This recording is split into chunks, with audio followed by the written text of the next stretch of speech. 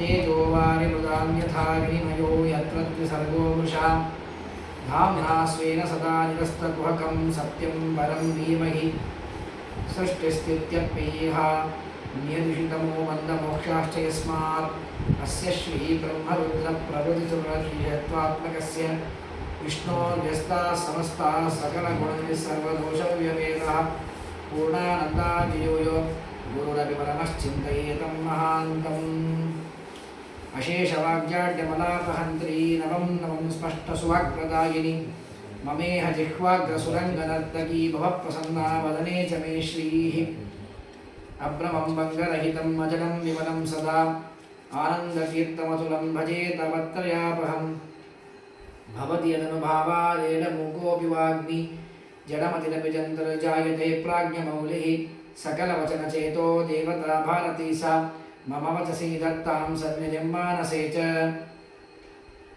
नमोऽस्तु तात्विका देवाः विष्णुभक्तिपरायणाः धर्ममार्गे प्रेरयन्तु भवन्तः सर्व एव हि वक्रतुण्डमहाकाय सूर्यकोटिसमप्रभ निर्विघ्नं कुरु मे देव सर्वकार्येषु सर्वदा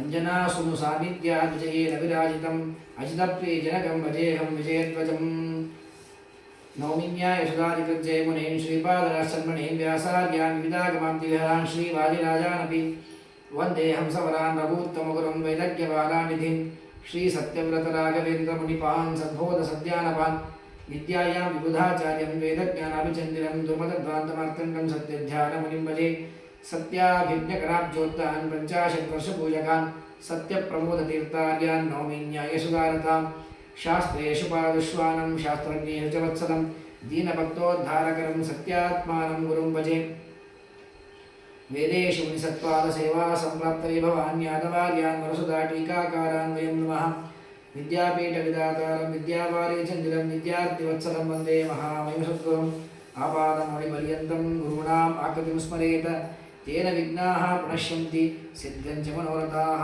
श्रीगुरुभ्यो नमः हरिः ओम्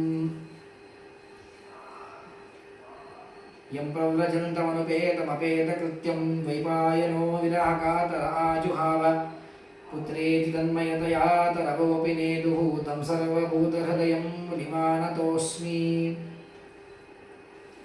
नारायणं नमस्कृत्य नरं चैव नरोत्तमं देवीं सरस्वतीं व्यासं ततो ग्रन्थमुदीरयेत श्रीगुरुभ्यो नमः हरिः ओम् राजोवाच स्वयंभुवस्य च मनोर्वंशोऽयं विस्तराश्रुतः यत्र यत्र हरेर्भक्ताः कर्माणि च महीयसः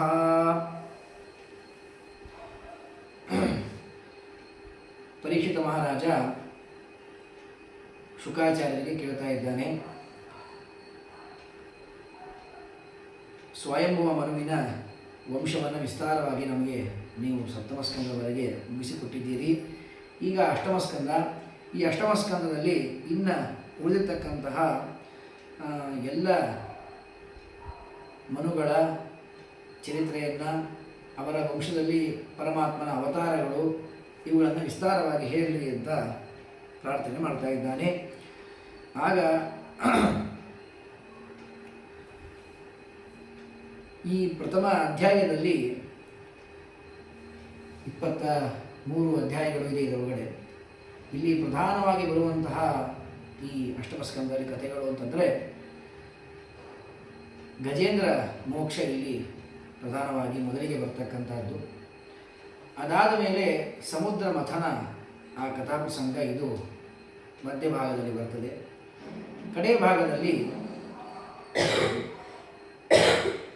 ಸಮುದ್ರ ಮಥನ ಎಲ್ಲ ಆದ ಮೇಲೆ ಆಗ ಪರಮಾತ್ಮ ವಾಮನ ರೂಪಿಯಾಗಿ ಮತ್ತೆ ಅವತಾರ ಮಾಡಿ ಬಲಿಚಕ್ರವರ್ತಿಯನ್ನು ಉದ್ಧಾರ ಮಾಡಿದ್ದು ದೇವತೆಗಳಿಗೆ ತಮ್ಮ ಸ್ಥಾನವನ್ನು ಮತ್ತೆ ಕರುಣಿಸ್ತಾನೆ. ಹೀಗೆ 3 ಇಲ್ಲಿ ಪ್ರಧಾನವಾಗಿ ಬರುವಂತಹ ವಿಷಯಗಳು. ಋಷಿ ಉವಾಚ ಮನೋಸ್ಮಿನ್ ವ್ಯತೀತಾಃ ಷಟ್ಕಲ್ಪೇ ಸ್ವಯಂಭುವಾದಯಃ. ಹಿಂದೆ 6 ಕಲ್ಪಗಳಲ್ಲಿ ಸ್ವಯಂಭುವಾದಿ ಮನ್ವಂತರಗಳು ಕಳೆದು ಹೋಗಿದೆ. ಸ್ವಯಂಭುವ, ಸ್ವರೋಚಿಷ, ಉತ್ತಮ, ತಾಪಸ, ಹೀಗೆ 4 ಮನುಗಳು ಆಗಿ ಹೋಗಿದ್ದಾರೆ. ಅಲ್ಲಿ ಏನು ಸಂಕ್ಷೇಪ ಸ್ವಯಂಭವ ಮನ್ವಂತರದ ಕಥೆಯನ್ನು ವಿಸ್ತಾರವಾಗಿ ಹೇಳಿದ್ದಾರೆ. ಅದನ್ನು ಮತ್ತೆ ಇಲ್ಲಿ ಪ್ರಥಮಾಧ್ಯಾಯದಲ್ಲಿ ಆ 4 ಮನ್ವಂತರದ ಕಥೆಗಳನ್ನು ಸಂಕ್ಷೇಪವಾಗಿ ಹೇಳ್ತಾರೆ. ಆಕೂತ್ಯಾಂ ದೇವಹೂತ್ಯಾಂಚ ದುಹಿತ್ರೋಸ್ತಸ್ಯ ವೈಮನೋಃ ಧರ್ಮಜ್ಞಾನೋಪದೇಶಾರ್ಥಂ ಭಗವಾನ್ ಪುತ್ರತಾಂ ಗತಃ. ಆ ಸ್ವಯಂಭುವ ಮನುವಿನ ಆಕೂತಿ ಮತ್ತು ದೇವಹೂತಿಯಲ್ಲಿ ಪರಮಾತ್ಮನೇ ತಾನೇ ಸ್ವಯಂ 2 ರೂಪಗಳಿಂದ ಅವತಾರ ಮಾಡಿ ಬರ್ತಾನೆ ಪರಮಾತ್ಮ. ಆಕೂತಿಯಲ್ಲಿ ಯಜ್ಞನಾಮಕ ಪರಮಾತ್ಮ ಅವತಾರ ಮಾಡಿ ಬರ್ತಾನೆ. ದೇವಹೂತಿಯಲ್ಲಿ ಪ್ರಸಿದ್ಧನಾಗಿರ್ತಕ್ಕಂತಹ ಕಪಿಲರೂಪಿಯಾಗಿರ್ತಕ್ಕಂತಹ ಪರಮಾತ್ಮ ತಾನು ಅವತಾರ ಮಾಡಿ ಬರ್ತಾನೆ. ಕಪಿಲರೂಪಿಯಾಗಿರ್ತಕ್ಕಂತಹ ಪರಮಾತ್ಮ ಅವತಾರ ಮಾಡಿ ಬಂದ ಮೇಲೆ ತಾಯಿಗೆ ಎಲ್ಲ ಉಪದೇಶವನ್ನು ಉಪದೇಶ ಮಾಡಿ ಪರಮಾತ್ಮ ತಾನು ಮುಂದೆ ಹೊರಟ. ಕಪಿಲರೂಪಿ ಪರಮಾತ್ಮ ಸಾಂಖ್ಯ ತತ್ವವನ್ನು ವಿಶೇಷವಾಗಿ ಜಗತ್ತಿಗೆ ಉಪದೇಶವನ್ನು ಮಾಡಿಕೊಟ್ಟಿದ್ದಾನೆ. ಅದನ್ನು ನಾವು ಹಿಂದೆಯೇ ಹೇಳಿಬಿಟ್ಟಿದ್ದೇವೆ ವಿಸ್ತಾರವಾಗಿ. ಈಗ ಯಜ್ಞನಾಮಕನಾಗಿರ್ತಕ್ಕಂತಹ ಪರಮಾತ್ಮ ಏನು ಆಕೂತಿಯಲ್ಲಿ ಅವತಾರ ಮಾಡಿ ಬಂದಿದ್ದಾನೆ. ಆ ಆಕೂತಿಯಲ್ಲಿ ಅವತಾರ ಮಾಡಿ ಬಂದ ಯಜ್ಞನಾಮಕ ಪರಮಾತ್ಮ ಸ್ವಯಂಭುವ ಮನುವನ್ನು ರಕ್ಷಣೆ ಮಾಡ್ತಾನೆ. ಅದರ ಸಂಕ್ಷೇಪ ಕಥೆಯನ್ನು ಇಲ್ಲಿ ಹೇಳ್ತಾ ಇದ್ದಾರೆ. ಸುನಂದಾಯಾಂ ವರ್ಷಶತಂ ಪದೇನೇಕೇನ ಭೂನ್ ಸ್ಪೃಶನ್ ತಪ್ಯಮಾನಸ್ತಪೋಘೋರಃ ಇದಂ ಅನ್ವಾಹ ಭಾರತ. ಸ್ವಯಂಭೂಮನು ಯಜ್ಞನಾಮಕ ಪರಮಾತ್ಮ ಅವತಾರ ಮಾಡಿದ್ದೆಲ್ಲ ಆದ ಮೇಲೆ ಅವನು ತಪಸ್ಸನ್ನು ಮಾಡಲಿಕ್ಕೆ ಅಂತ ಹೇಳಿ ಅಲಕನಂದ ದಂಡೆಗೆ ತಪಸ್ಸಿಗಾಗಿ ಹೋಗಿಬಿಡ್ತಾನೆ.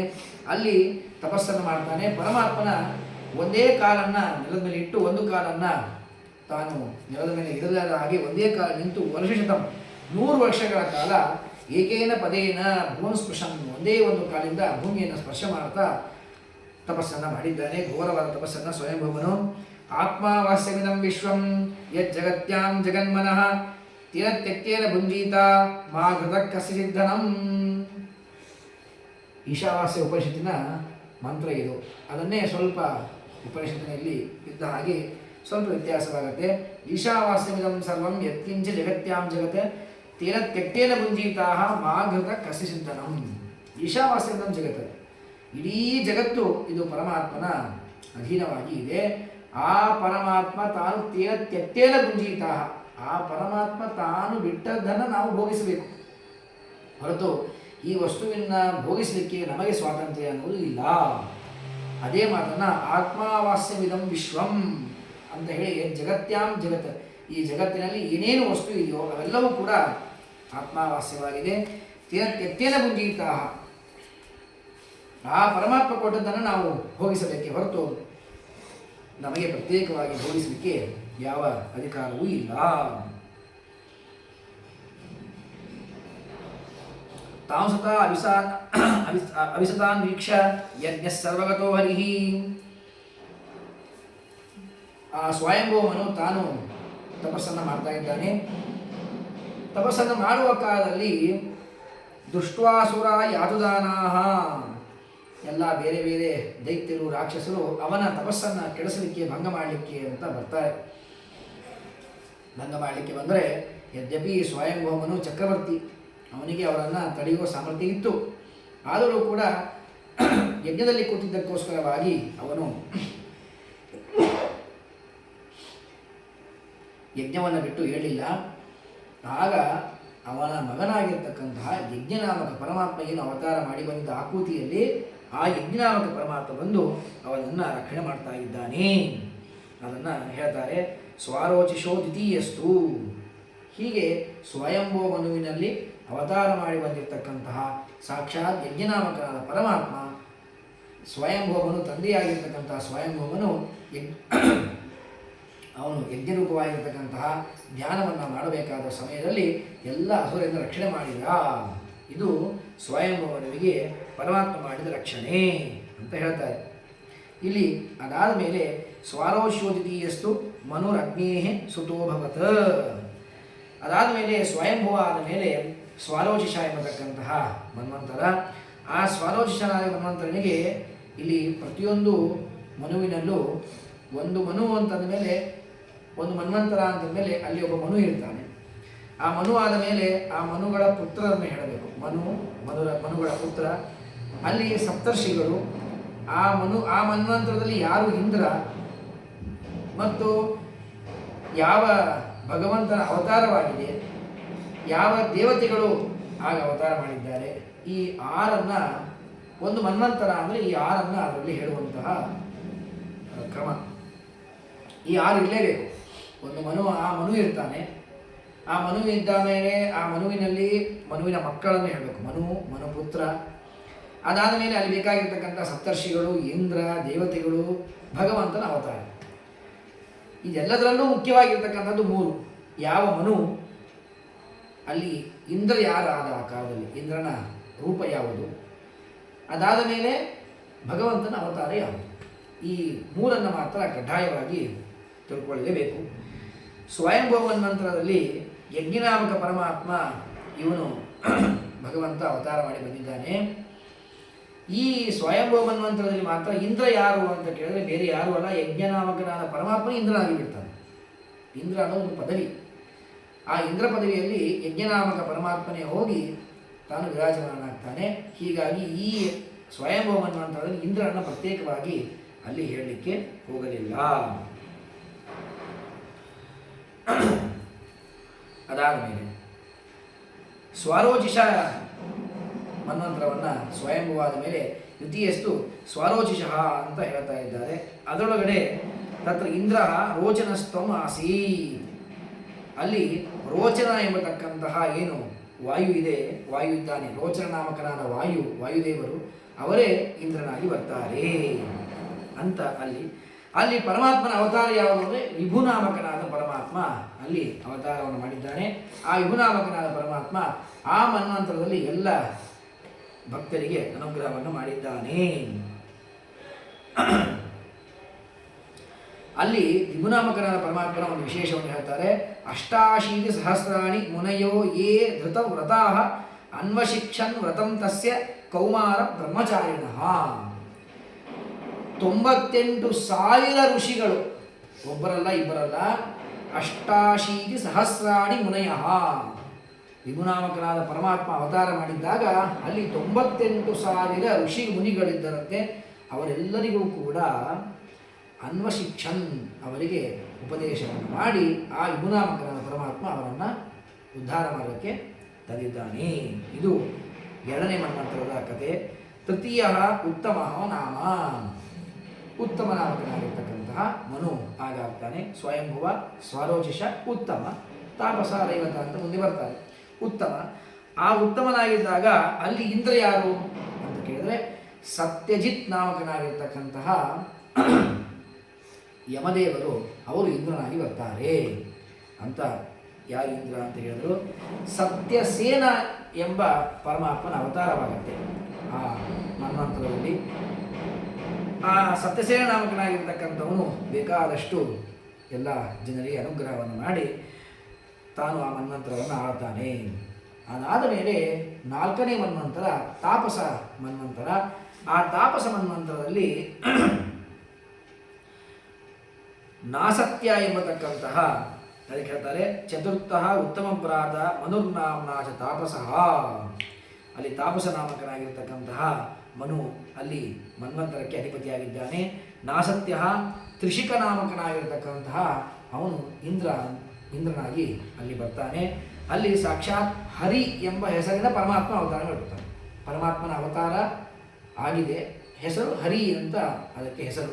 ಹೀಗೆ ಪರಮಾತ್ಮ ಆ 4 ಮನ್ವಂತರಗಳಲ್ಲಿ ಕ್ರಮವಾಗಿ ಯಜ್ಞ, ವಿಭು, ಸತ್ಯ, ಸೇನ, ಹರಿ ಎಂಬ 4 ಅವನ ರೂಪಗಳಿಂದ ಪರಮಾತ್ಮ 4 ಮನ್ವಂತರಗಳಲ್ಲಿ ತಾನು ಅನುಗ್ರಹವನ್ನು ಮಾಡಿದ್ದಾನೆ ಅಂತ ಇಷ್ಟು ಹೇಳಬೇಕಾದಾಗ ಆ ಶೌನಕರು ಹೇಳ್ತಾರೆ, ಹರಿನಿತ್ಯಾಹುತೋ ಏನ ಗಜೇಂದ್ರೋ ಮೋಚಿತೋ ಗ್ರಹಾನ್.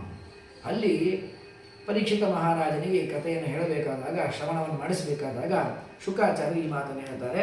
ಹರಿ ಇತ್ಯಾಹು, ಹರಿನಾಮಕನಾದ ಪರಮಾತ್ಮ ಆ ತಾಪಸ 4ನೇ ಮನ್ವಂತರದಲ್ಲಿ ಅವತಾರ ಮಾಡಿದ್ದಾನೆ. ಆ ಪರಮಾತ್ಮ ಗಜೇಂದ್ರನನ್ನು ಮೋಚನೆ ಮಾಡಿದ್ದಾನೆ ಅಂತ ಇಷ್ಟು ಹೇಳಿ ಮುಂದೆ ಹೋಗ್ತಾರೆ. ಅದನ್ನು ಕೇಳಿದಾಗ ಶುಕಾಚಾರ್ಯರೇ ಕೇಳ್ತಾನೆ, ಅಲ್ಲ ಶುಕಾಚಾರ್ಯರೇ, ನೀವು ಗಜೇಂದ್ರನಿಗೆ ಮೋಕ್ಷವನ್ನು ಕೊಟ್ಟ ಅಂತ ಹೇಳಿದ್ರಿ, ಆದರೆ ಆ ಗಜೇಂದ್ರನ ಕಥೆ ಏನು ಅಂತ ನನಗೆ ಕೇಳಲಿಕ್ಕೆ ತುಂಬ ಆಸಕ್ತವಾಗಿದೆ. ಅವಶ್ಯವಾಗಿ ಗಜೇಂದ್ರನ ಏನು ವೃತ್ತಾಂತ ಇದೆ ಅವೆಲ್ಲವನ್ನು ಕೂಡ ವಿಸ್ತಾರವಾಗಿ ಹೇಳ್ರಿ ಅಂತ ರಾಜ ಕೇಳ್ತಾ ಇದ್ದಾನೆ. ಆಗ ಅದಕ್ಕೆ ಹೇಳ್ತಾರೆ ಬಾದರಾಯಣ ಏತತ್ತೆ ಶ್ರೋತುಮಿಚ್ಛಾಮಹೇ ವಯಂ ಹರಿರ್ ಯಥಾ ಗಜಪತಿಂ ಗ್ರಾಹಗ್ರಸ್ತಂ ಅಮಮೂಚತ. ಅಲ್ಲಿ ಪರಮಾತ್ಮ ಆ ಗಜೇಂದ್ರ ಏನು ತಾನು ಮೊಸಳೆಯ ಬಾಯಿಗೆ ಸಿಕ್ಕಿ ಬಿದ್ದಿದ್ದ ಅವನನ್ನು ಪರಮಾತ್ಮ ರಕ್ಷಣೆ ಮಾಡಿದ ಅಂತ ನೀವು ಹೇಳಿದ್ರಿ, ಬರೀ ಇಷ್ಟೇ ಕೇಳಿದ್ರೆ ಹೇಗಾಗತ್ತೆ, ವಿಸ್ತಾರವಾಗಿ ಹೇಳ್ರಿ ಅಂತ ಕೇಳಿದಾಗ ಅದಕ್ಕೆ ಹೇಳ್ತಾ ಇದ್ದಾರೆ ಆಸೀತ್ ಗಿರಿವರೋ ರಾಜಂ ತ್ರಿಕೂಟ ಇತಿ ವಿಶ್ರುತಃ ಕ್ಷೀರೋದೇನಾವೃತ ಶ್ರೀಮಾನ್ ಯೋಜನಾಯುತ ಮುಚ್ಚಿತಃ. ತ್ರಿಕೂಟ ಎಂಬತಕ್ಕಂತಹ ಒಂದು ಪರ್ವತ ಇದೆ. ಆ ತ್ರಿಕೂಟ ಎಂಬತಕ್ಕಂತಹ ಪರ್ವತ, ಆ ಪರ್ವತದ ಸುತ್ತಲೂ ಕೂಡ ಕ್ಷೀರ ಸಾಗರದಿಂದಾಗಿ ಅದು ಸುತ್ತಲೂ ಆವೃತವಾಗಿದೆ. ತುಂಬ ದಟ್ಟವಾಗಿರ್ತಕ್ಕಂತಹ ಪರ್ವತ ಅರಣ್ಯ, ಅಷ್ಟೇ ಮನೋಹರವಾಗಿದೆ, ಅತ್ಯಂತ ರಮ್ಯವಾಗಿರ್ತಕ್ಕಂತಹ ಸ್ಥಳ. ಅದಕ್ಕೆ ಹೇಳ್ತಾರೆ ಚೂತೈ ಪ್ರಿಯಾಳೈ ಪನಸೈರಾಮ್ರೈ ಆಮ್ರತಕೈರಪಿ ಕ್ರಮುಕೈರ್ ನಾಳಿಕೈರೈಶ್ಚ ಖರ್ಜೂರೈ ಬೀಜಪೂರಕೈ. ಇಂತಹ ವೃಕ್ಷ ಇಲ್ಲ ಅಂತಿಲ್ಲ ಆ ವನದಲ್ಲಿ. ಸುಂದರವಾದ ವನ. ಅದನ್ನು ಬೇಕಾದಷ್ಟು ಈ ಭಾಗವತದ ಅಷ್ಟಮಸ್ಕಂದ ದ್ವಿತೀಯಾಧ್ಯಾಯದ ಕಥೆಯನ್ನು ದಾಸವರೇಣ್ಯರು ಬೇಕಾದಷ್ಟು ತಮ್ಮ ಪದ್ಯಗಳಲ್ಲಿ ಅತ್ಯಂತ ಸುಂದರವಾಗಿ ವರ್ಣನೆ ಮಾಡಿದ್ದಾರೆ. ಅಲ್ಲಿ ಬೇಸಿಗೆ ಕಾಲದಲ್ಲಿ ಗಜೇಂದ್ರ ತಾನು ತನ್ನ ಹೆಂಡತಿ ಮಕ್ಕಳು ಅಂದರೆ ಅವರು ಎಲ್ಲ ಆನೆಗಳೇ. ಗಜೇಂದ್ರ ತನ್ನ ಹೆಂಡತಿ ಮಕ್ಕಳಿಂದ ಕೂಡಿಕೊಂಡು ತುಂಬ ಬಿಸಿಲಾಗಿದೆ, ವಿಹಾರವನ್ನು ಮಾಡ್ತಾ ಇದ್ದಾನೆ. ಮಾಡ್ತಾ ಇರಬೇಕಾದಾಗ ಅಲ್ಲಿ ಬೇಕಾದಷ್ಟು ಕ್ರೀಡೆಯನ್ನು ಮಾಡಿದ್ದಾನೆ. ಕ್ರೀಡೆಯನ್ನು ಮಾಡ್ತಾ ತಾನು ಆ ಒಂದು ಸರೋವರದ ಹತ್ತಿರ ಬಂದಿದ್ದಾನೆ. ಗಜೇಂದ್ರ ಬಂದು ಪಪೌನಿಕಾಮಂ ನಿಜ ಪುಷ್ಕರೋದ್ಭೃತಂ ಆತ್ಮಾನಮದ್ಭಿ ಸ್ವಪಯನ್ ಗತಕ್ಲಮಃ. ತಾನು ಆ ಸರೋವರದಲ್ಲಿ ಒಳಗೆ ಇಳಿದಿದ್ದಾನೆ. ಇಳಿದು ಗಜೇಂದ್ರ ತಾನು ಸ್ನಾನವನ್ನು ಮಾಡ್ತಾ ಇದ್ದಾನೆ. ಸ್ನಾನವನ್ನು ಮಾಡಿ ಮತ್ತೆ ತನ್ನ ಎಲ್ಲ ಉಳಿದ ಗಜಗಳ ಮೇಲೆ ತಾನು ನೀರನ್ನು ಹಾಕ್ತಾನೆ, ಅವರು ನೀರನ್ನು ಹಾಕ್ತಾರೆ. ಮಕ್ಕಳು ಸಣ್ಣ ಸಣ್ಣ ಗಜಗಳು ಅವು ಆಟ ಆಡ್ತಾ ಇದೆ, ಎಲ್ಲವೂ ಆಟ ಆಡ್ತಾ ಇರಬೇಕಾದಾಗ ಸಂಪೂರ್ಣವಾಗಿ ಮೈ ಮರೆತು ಬಿಟ್ಟಿದ್ದಾರೆ ಆ ಕ್ರೀಡೆಯನ್ನು ಆಡಬೇಕಾದಾಗ. ಅದಕ್ಕೆ ಇಲ್ಲಿ ವಿಶೇಷವಾಗಿ ಹೇಳ್ತಾರೆ ವ್ಯಾಖ್ಯಾನಕಾರರು. ಇದು ಪ್ರಸಂಗ ಹೇಗಿದೆ ಅಂತಂದರೆ, ಆ ಸಾಗರ ಏನು ಸರೋವರದಲ್ಲಿ ಗಜ ಹೋಗಿದ್ದ, ಗಜೇಂದ್ರ ಗುಂಪಿಂದ ಹೋಗಿದ್ದ, ಹಾಗೆ ಈ ಸಂಸಾರ ಎಂಬ ಸಾಗರದಲ್ಲಿ ನಾವು ಎಲ್ಲರೂ ಈ ಸಂಸಾರ ಎಂಬ ಸಾಗರದಲ್ಲಿ ಬಂದಿದ್ದೇವೆ.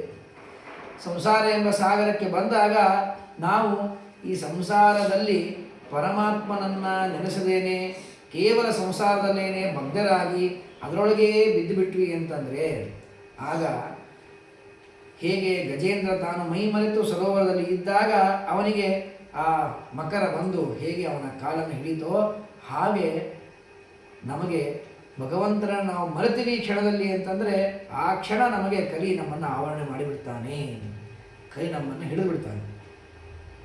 ನಮಗೆ ಅದರಿಂದ ಉತ್ತಾರಣವೇ ಆಗೋದಿಲ್ಲ.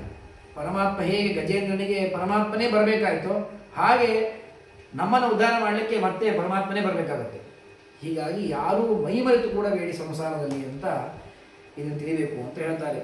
ತಂ ತತ್ರ ಕಶ್ಚಿನ್ ನೃಪದೇವ ಚೋದಿತೋ ಗ್ರಾಹೋ ಬಲೀಯಾಂಶ್ಚರಣೀರುಷಾಗ್ರಹೀತ.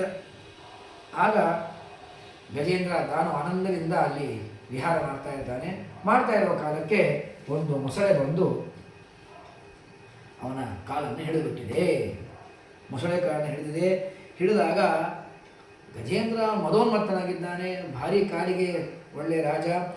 ಸಾಮಾನ್ಯವಾಗಿ ಕಾಲಿಗೆ ಸಿಂಹ ರಾಜ ಇರುತ್ತೆ, ಆದರೆ ಇದು ಸ್ವಲ್ಪ ಎಕ್ಸ್ಟ್ರಾಡರಿ ಆಗಿರ್ತಕ್ಕಂಥ ಆನೆ. ಯಾಕಂದರೆ ಅವರ ಹಿಂದಿನ ಒಳ್ಳೆಯ ಸಾಮರ್ಥ್ಯ, ರಾಜ ಹಿಂದಿನ ಜನ್ಮದ ಪ್ರಭಾವ, ಶಕ್ತಿಶಾಲಿ, ಅದು ಎಲ್ಲವನ್ನು ನಿಗ್ರಹಣ ಮಾಡ್ತಾಯಿತ್ತು.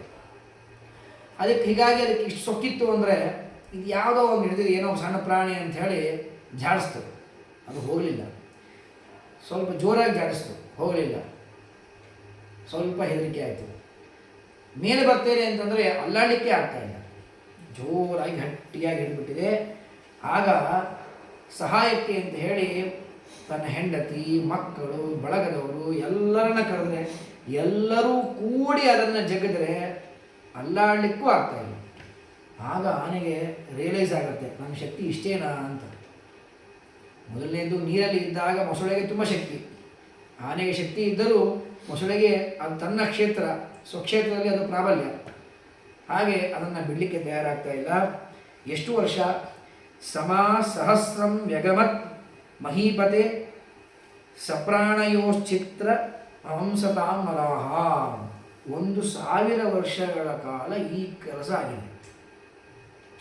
ಇದು ಜಗ್ಗಲಿಕ್ಕೆ ಹೊರಗೆ ಬರಲಿಕ್ಕೆ ಪ್ರಯತ್ನ ಪಡ್ತಾ ಇದೆ, ಮೊಸಳೆ ಬಿಡ್ತಾ ಇಲ್ಲ. ಹೀಗೆ 1000 ವರ್ಷಗಳ ಕಾಲ ಯುದ್ಧವಾಡಿದೆ. ಇದು ಯುದ್ಧ ಅಂದರೆ ಯುದ್ಧ ಅಂತ ಅನ್ನಬಾರ್ದು, ಅದರ ಕೈಯಿಂದ ಕಚ್ಚಿಸಿಕೊಂಡು 1000 ವರ್ಷ ನೋವು ತಿಂದಿದೆ ಆನೆ. ಆಗ ಅದಕ್ಕೆ ಎಚ್ಚರಿಕೆ ಆಗ್ತಾ ಇದೆ, ಇದು ನನ್ನ ಕೈಯಿಂದ ಆಗುವ ಕೆಲಸ ಅಲ್ಲ, ನಾನು ಪರಮಾತ್ಮನಿಗೆ ಶರಣಾಗತಿಯನ್ನು ಹೊಂದಬೇಕು ಅಂತ ಹೇಳಿ ಇತ್ತಂ ಗಜೇಂದ್ರಸ್ಯ ಯದಾಪಸಂಕಟಂ ಪ್ರಾಣಸ್ಯ ದೇಹಿ ವಿವಶೋ ಯದೃಚ್ಛಯ ಗ್ರಾಹೇಣ ಪಾಶೇನ ವಿಧಾತುರಾವೃತೋಪ್ಯಹಂ ಚತೆ ತಂ ಯಾಮಿ ಪರಂಪರಾಯಣಂ. ಆಗ ಗಜೇಂದ್ರನಿಗೆ ನೆನಪಾದದ್ದು ಹೆಂಡತಿ ನೆನಪಾಗಲಿಲ್ಲ, ಮಕ್ಕಳು ನೆನಪಾಗಲಿಲ್ಲ, ಯಾರು ನೆನಪಾಗಲಿಲ್ಲ. ಮೊದಲೆಲ್ಲ ಅವರೇ ನೆನಪಾದರು. ಆಮೇಲೆ ಯಾವಾಗ ನಮ್ಮ ಯಾರ ಕೈಯಿಂದಲೂ ಇದು ಮನುಷ್ಯರಿಂದ ಅತೀತವಾದ ಕೆಲಸ ಅಂತ ಗೊತ್ತಾದಾಗ ಪರಮಾತ್ಮನಿಗೆ ಶರಣ ಹೋಗ್ತಾ ಇದ್ದಾನೆ. ಯಕ್ಕಶ್ಚನೇಶೋ ಬಲಿನೋಂತಕೋರಗಾತ್ ಪ್ರಚಂಡ ವೇಗಾದಭಿಧಾವತೋ ವೃಷಂ ಭೀತಂ ಪ್ರಪನ್ನಂ ಪರಿಪಾತಿ ಯದ್ಭಯಾತ್ ಮೃತ್ಯುಪ್ರಧಾ ಯತ್ತರಣಂ ತಮೀಮಹಿ. ಈ ಮೃತ್ಯು ಎಂಬ ಸಂಸಾರದಿಂದ ಉತ್ತರಣ ಮಾಡುವನು ಪರಮಾತ್ಮ ನೀನೇ, ನೀನು ನಮ್ಮನ್ನು ಉದ್ಧಾರ ಮಾಡುವಂತ ಗಜೇಂದ್ರ ಪರಮಾತ್ಮನಿಗೆ ನಮಸ್ಕಾರ ಮಾಡಿ ಪರಮಾತ್ಮನಿಗೆ ಸ್ತೋತ್ರ ಮಾಡ್ತಾನೆ. ಅದ್ಭುತವಾದ ಗಜೇಂದ್ರ ಸ್ತೋತ್ರ. ಆ ಗಜೇಂದ್ರ ಸ್ತೋತ್ರವನ್ನು ಹೇಳ್ತಾ ಇದ್ದಾನೆ. ಏವಂ ವಿವಸಿತೋ ಬುದ್ಧ್ಯ ಸಮಾಧಾಯ ಮನೋಹೃದಿ ಜಜಾಪರಮಂ ಜಾಪ್ಯಂ ಪ್ರಾಗ್ಜನ್ಮನ್ಯನುಶಿಕ್ಷಿತಂ. ಗಜೇಂದ್ರ ತಾನು ಸ್ತೋತ್ರವನ್ನು ಮಾಡಲಿಕ್ಕೆ ಪ್ರಾರಂಭ ಮಾಡ್ತಾ ಇದ್ದಾನೆ. ಆಗ ಇಲ್ಲಿ ಸಮಸ್ಯೆ ಅಲ್ರಿ, ಗಜೇಂದ್ರ ಅಂದರೆ ಅದೊಂದು ಪ್ರಾಣಿ, ಆನೆ ಅದೊಂದು ಮೂಢ, ಬುದ್ಧಿಲ್ಲದೆ ಇರುವಂತಹ ಪ್ರಾಣಿ, ತನಗೆ ಎಷ್ಟು ಬೇಕೋ ಅಷ್ಟು ಹೊಟ್ಟೆಗೆ ಅಷ್ಟು ನೋಡ್ಕೊಂಡಿರ್ತಕ್ಕಂಥ ಪ್ರಾಣಿ. ಅದು ಏನ್ರಿ ಭಗವಂತನ ಸ್ತೋತ್ರ ಮಾಡುತ್ತೆ? ಹೇಗೆ ಮಾಡಿ ಸಾಧ್ಯ? ಬಹಳ ಆನೆಗೆ ಟ್ರೈನ್ ಕೊಟ್ಟರೆ ದೇವರ ಮುಂದೆ ತಾನು ಸೊಂಡಿಲನ್ನು ಎತ್ತಿ ಕಾಲು ಕೆಳಗೆ ಮಾಡಿ ನಮಸ್ಕಾರ ಮಾಡುತ್ತೆ. ಸ್ತೋತ್ರ ಮಾಡಬೇಕು ಅಂದರೆ ಎಷ್ಟು ಭಗವಂತನ ಜ್ಞಾನ ಬೇಕು, ಭಕ್ತಿ ಬೇಕು, ಮಹಾತ್ಮ ಜ್ಞಾನ ಇರಬೇಕು. ಇಷ್ಟೆಲ್ಲ ಇಲ್ಲದೆ ಅದು ಹೇಗೆ ತಾನೇ ಮಾಡಲಿಕ್ಕೆ ಸಾಧ್ಯ ಅಂತ ಪ್ರಶ್ನೆ ಮಾಡಿದ್ರೆ ವೇದವ್ಯಾಸರು ಹೇಳ್ತಾರೆ, ಪ್ರಾಗ್ಜನ್ಮನ್ಯನುಶಿಕ್ಷಿತಂ.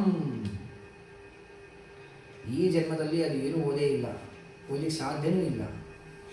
ಮತ್ತು ಹೇಗೆ ಅಂತ ಕೇಳಿದ್ರೆ, ಪ್ರಾಗ್ಜನ್ಮನಿ ಹಿಂದಿನ ಜನ್ಮದಲ್ಲಿ ಇಂದ್ರದ್ಯುಮ್ನ ಎಂಬತಕ್ಕಂತಹ ಏನು ರಾಜನಾಗಿದ್ದ, ಆ ಇಂದ್ರದ್ಯುಮ್ನಾಗಿದ್ದಾಗ ಅವನು ಅತ್ಯಂತ ಸದಾಚಾರಿಯಾಗಿದ್ದ, ಇಷ್ಟು ಭಕ್ತನಾಗಿದ್ದ.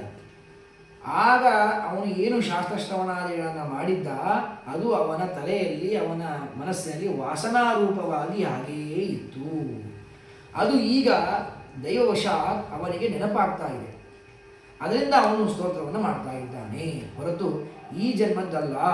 ಅಂದಮೇಲೆ ಇದು ಆನೆ ಮಾಡಿತು ಅಂದರೆ ಹೇಗೆ ನಂಬೋದು ಅಂದರೆ, ಆನೆ ಮಾಡಿಲ್ಲ, ಅದು ಹಿಂದಿನ ಜನ್ಮದ ಏನು ಅವನಿಗೆ ವಿದ್ಯಾ ಕಲಿತಿದ್ದ ಅದನ್ನು ಈಗ ಅದನ್ನು ಉಪಯೋಗಿಸ್ಕೊಳ್ತಾ ಇದ್ದಾನೆ. ಗಜೇಂದ್ರ ಉವಾಚ ಓಂ ನಮೋ ಭಗವತೆ ತಸ್ಮೈ ಯತ ಯದಚ್ಛಿದಾತ್ಮಕಂ ಪುರುಷಾಯ ಆದಿಬೀಜಾಯ ಪರೇಶಾಯ ಹಿ ಧೀಮಹಿ. ಓಂ ನಮೋ ಭಗವತೆ ತಸ್ಮೈ. ಆ ಪರಮಾತ್ಮನಿಗೆ ಓಂಕಾರ ಸಹಿತನಾಗಿ, ಪರಮಾತ್ಮ ಸಹಿತವಾಗಿರ್ತಕ್ಕಂಥ ಮಂತ್ರವನ್ನು ಉಚ್ಚಾರಣೆ ಮಾಡ್ತಾ ಇದ್ದಾನೆ ಗಜೇಂದ್ರ. ಎಲ್ಲ ಕಡೆ ಶಾಸ್ತ್ರದಲ್ಲಿ ಹೇಳ್ತಾರೆ, ಸ್ರವತ್ಯನಂ ಕೃತಂ ಬ್ರಹ್ಮ ಪರಸ್ತಾಶ್ಚ ವಿಶೀಯತೆ ಅಂತ ಹೇಳ್ತಾರೆ. ಯಾವುದೇ ಒಂದು ವೇದ ಮಂತ್ರವನ್ನು ಉಚ್ಚಾರ ಮಾಡಬೇಕಾದರೆ ಆದಿಯಲ್ಲಿ ಅಂತ್ಯದಲ್ಲಿ ಓಂಕಾರವನ್ನು ಹೇಳಲಿಕ್ಕೇ ಬೇಕು ಪುರುಷರು.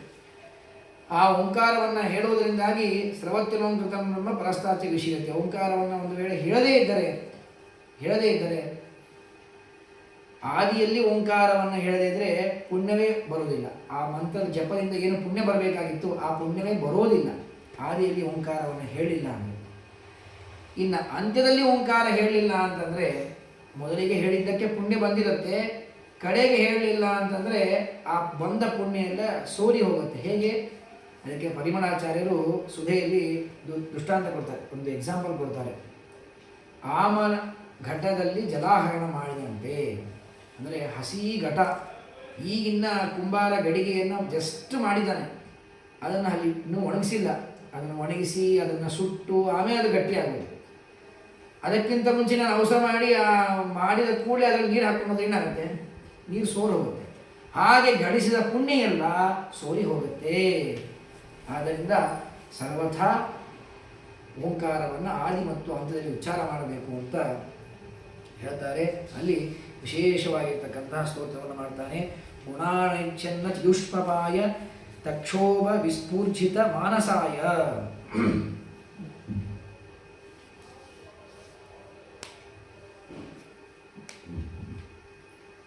ಸತ್ಯಧ್ಯಾನದ ಶ್ರೀಪಾದಂಗಳವರು ತಿರುಚಾನೂರು, ತಿರುಪತಿಯ ಪದ್ಮಾವತಿಯ ತಿರುಚಾನೂರಿದೆ, ಅಲ್ಲಿ ಬಹಳ ವರ್ಷಗಳ ಕಾಲ ಅಲ್ಲಿ ಶಿಷ್ಯರನ್ನು ಇಟ್ಟುಕೊಂಡು ಪಾಠ ಪ್ರವಚನವನ್ನು ಮಾಡಿದ್ದು. ಅಲ್ಲಿ ಒಂದು ಸಂದರ್ಭದಲ್ಲಿ ಕೆಲವು ವಾದಿಗಳು ಈ ರೀತಿಯಾಗಿ ವಾದವನ್ನು ಮಾಡ್ತಾರೆ. ಅಪರೋಕ್ಷ ಜ್ಞಾನ ಆದರೇನೆ ಮೋಕ್ಷ ಅಂತ ನೀವೆಲ್ಲ ಹೇಳ್ತೀರಿ. ಅಪರೋಕ್ಷ ಜ್ಞಾನ ಆಗಬೇಕು ಅಂತೇನಿಲ್ಲ. ಯಾಕೆ ಅಂದರೆ ಮೂಢ ಪ್ರಪತ್ತಿ ಇದು ಕೂಡ ಮೋಕ್ಷಕ್ಕೆ ಸಾಧನ. ಏನು ಮೂಢ ಪ್ರಪತ್ತಿ ಅಂದರೆ? ಮೂಢ ಪ್ರಪತ್ತಿ ಅಂದರೆ ಇದೆ. ಆ ಗಜೇಂದ್ರ ತಾನು ಮೂಢ, ಅವನಿಗೆ ಬುದ್ಧಿ ಇಲ್ಲ. ಆದರೂ ಕೂಡ ಅವನು ಸ್ತೋತ್ರವನ್ನು ಮಾಡಿದ, ಮೋಕ್ಷಕ್ಕೆ ಪರಮಾತ್ಮ ಬಂದ, ಮೋಕ್ಷವನ್ನು ಕೊಟ್ಟ ಅವನಿಗೆ. ಹಾಗಾದರೆ ಜ್ಞಾನದಿಂದಲೇ ಮೋಕ್ಷವನ್ನು ಪಡಿಬೇಕು ಅಂತ ಏನಿಲ್ಲ. ನಾವು ಮೂಢರಿಗೂ ಕೂಡ ಮೋಕ್ಷವಾಗತ್ತೆ ಅಂತ, ಮೂಢ ಪ್ರಪತ್ತಿಯಿಂದ ಮೋಕ್ಷವಾಗತ್ತೆ ಅಂತ ಕೆಲವರು ಹೇಳ್ತಾರೆ. ಆಗ ಅವರು ಬಳಸಿಕೊಂಡ ಶ್ಲೋಕ ಇದು. ಗಜೇಂದ್ರ ಮೋಕ್ಷ ಸ್ತೋತ್ರವನ್ನು ಅವರು ಉಪಯೋಗಿಸಿಕೊಂಡು ಅವರ ವಾದವನ್ನು ಮಾಡಿದರೆ ಅದಕ್ಕೆ ಸತ್ಯಜ್ಞಾನ ಹೇಳ್ತಾರೆ, ಹಾಗಲ್ಲ, ಗಜೇಂದ್ರ ಒಬ್ಬನನ್ನು ನೋಡಿ ನೀನು ಮೂಢರಿಗೆಲ್ಲ ಮೋಕ್ಷ ಆಗತ್ತೆ ಅಂತ ಅನ್ಬೇಡಪ್ಪ. ಆ ಗಜೇಂದ್ರನ ಹಿಂದಿನ ಯೋಗ್ಯತೆ ಏನಿತ್ತು ನೋಡು. ಆ ಯೋಗ್ಯತೆ ಇದ್ದಿದ್ದಕ್ಕಾಗಿ ಅವನಿಗೆ ಮೋಕ್ಷವಾಗಿದೆ, ಹೊರತು ಕೇವಲ ಮೂಢ ಪ್ರಪತ್ತಿಯಿಂದ ಮೋಕ್ಷ ಇಲ್ಲ ಅನ್ನೋದನ್ನು ಈ ಸಂದರ್ಭದಲ್ಲಿ ವಿಶೇಷವಾಗಿ ಅದನ್ನು ತೆಗೆದುಕೊಂಡು ಸಮರ್ಪಣೆ ಮಾಡ್ತಾರೆ.